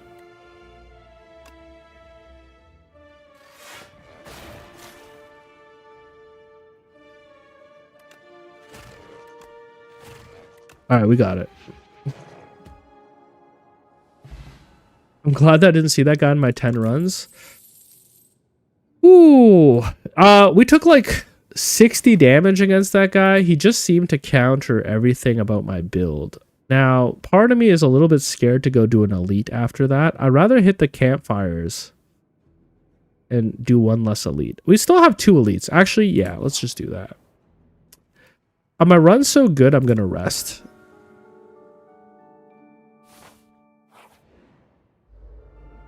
Can't wait to see a guide for this game. It's going to be harder. I don't really know because, like, I feel like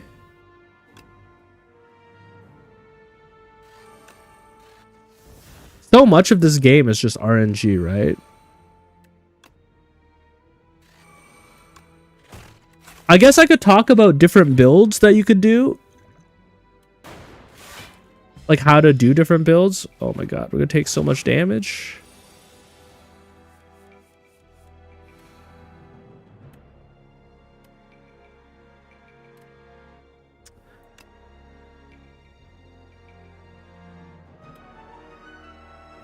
Whenever you play a power, gain 1.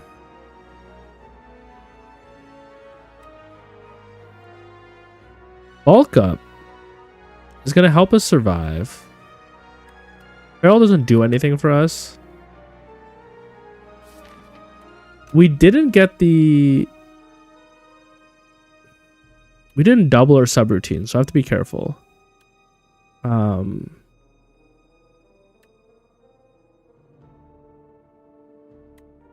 I want to use signal boost before subroutine, essentially, is what I'm waiting for. So I have to cast this last. I'm trying to think of what the order will look like. I guess dual cast, bulk up,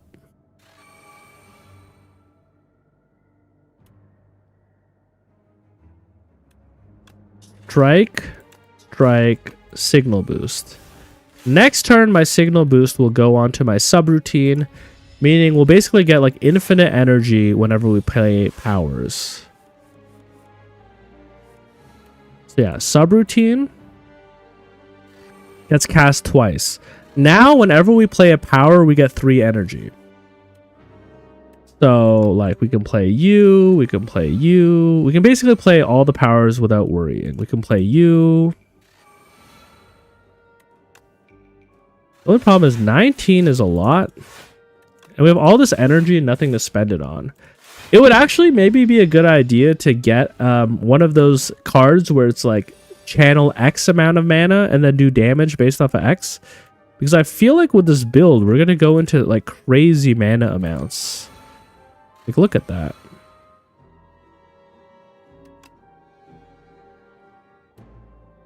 All right, we need shield really bad.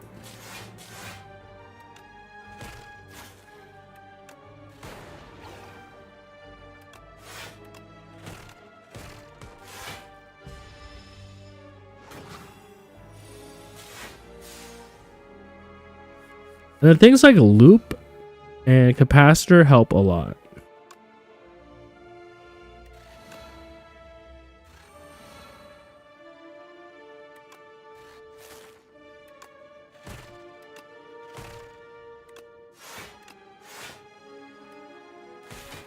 But now we have an issue where we have too much energy and we don't have a good thing to spend it on. Whenever you evoke lightning Deal 6 damage is really good. Bulk up is really good.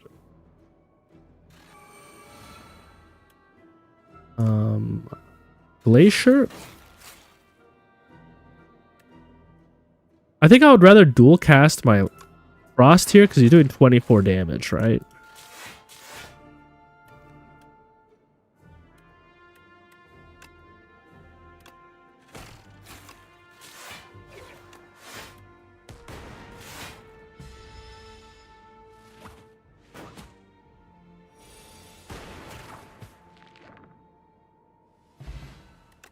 The other thing that's bad about this build, ooh, another claw. The other thing that's bad about this build is the fact that it's so much RNG in terms of what powers the game gives us. Oh my god. But wait, signal boost plus subroutine plus subroutine.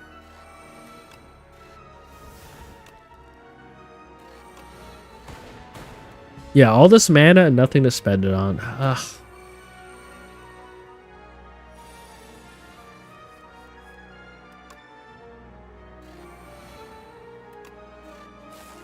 I can't even defend myself here. I am suffering a little bit from just having really weak turn 1s and 2s.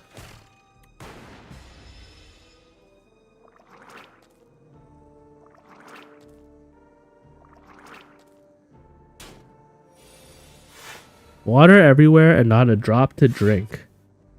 Sounds like that's a Sanji quote, but I don't know. It could be from anything, really.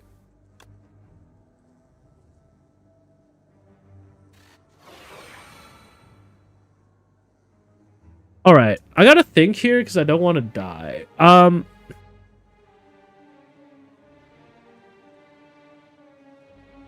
might pop this just to stay alive.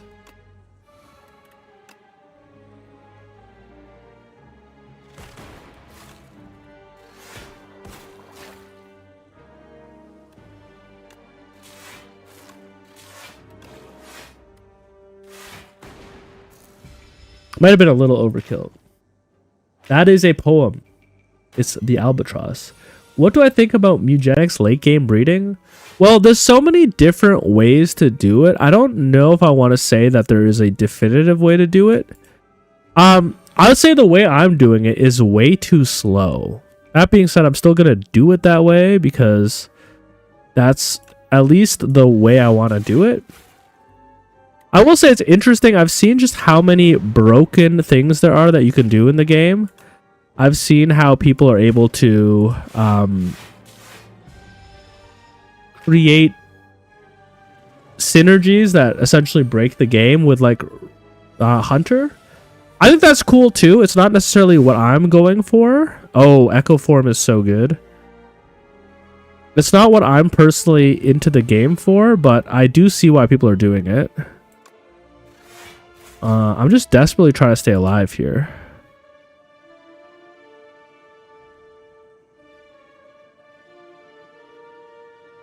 I'm actually in trouble.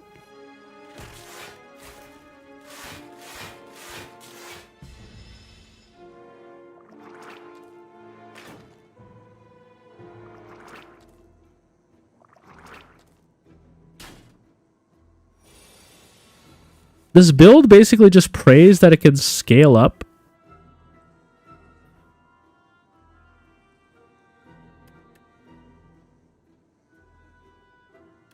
I think I'd rather dual cast twice, get my armor up.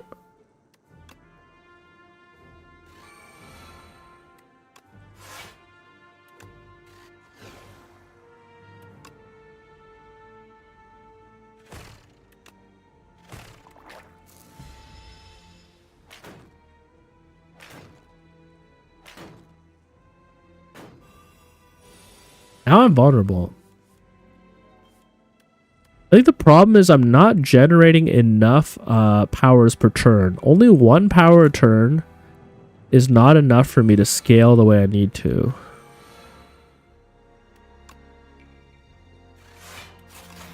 I think I need to duplicate the card that gives me powers per turn.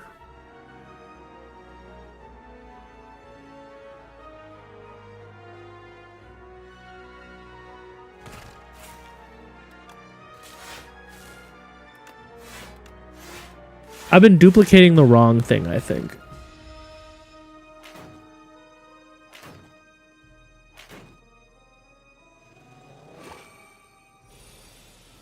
Ugh.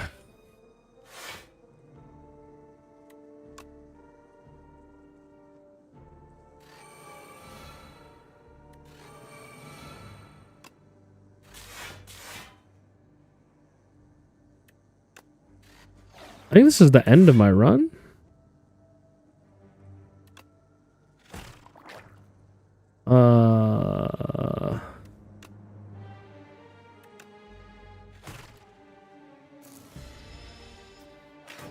I had some broken synergy with this, but my problem was not realizing where the synergy came from. I have to retry that and do it differently. The synergy was coming out of generating many powers per turn, not from getting energy from the powers. But in this last fight, I duplicated my ability to get energy from the powers, and that kind of slowed down my scaling.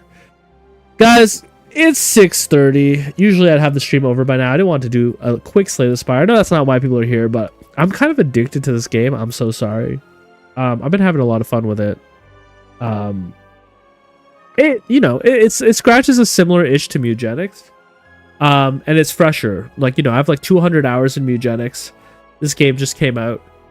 But I'll be back tomorrow with more Mewgenics. I got a furniture guide on the way. I hope everyone's taking care of themselves and not burning themselves out with Mewgenics. Appreciate everyone who shows up, hangs out in the chat, tells me useful things about my run. I wasn't expecting to have such an easy time with Act 3. I feel like we've cleared a lot of it first try. Obviously, I'm sure that the house boss is going to be one of the hardest things in the game. Many people have warned me. They said, Mochi, wait till you see that house boss. It's going to wreck you. So I'm looking forward to that. I guess we'll try to go on another future run to clear the end. And save those cats to do the house boss tomorrow. So, yeah. Guys, once again, thank you so much for being here. I'll catch you tomorrow. Peace.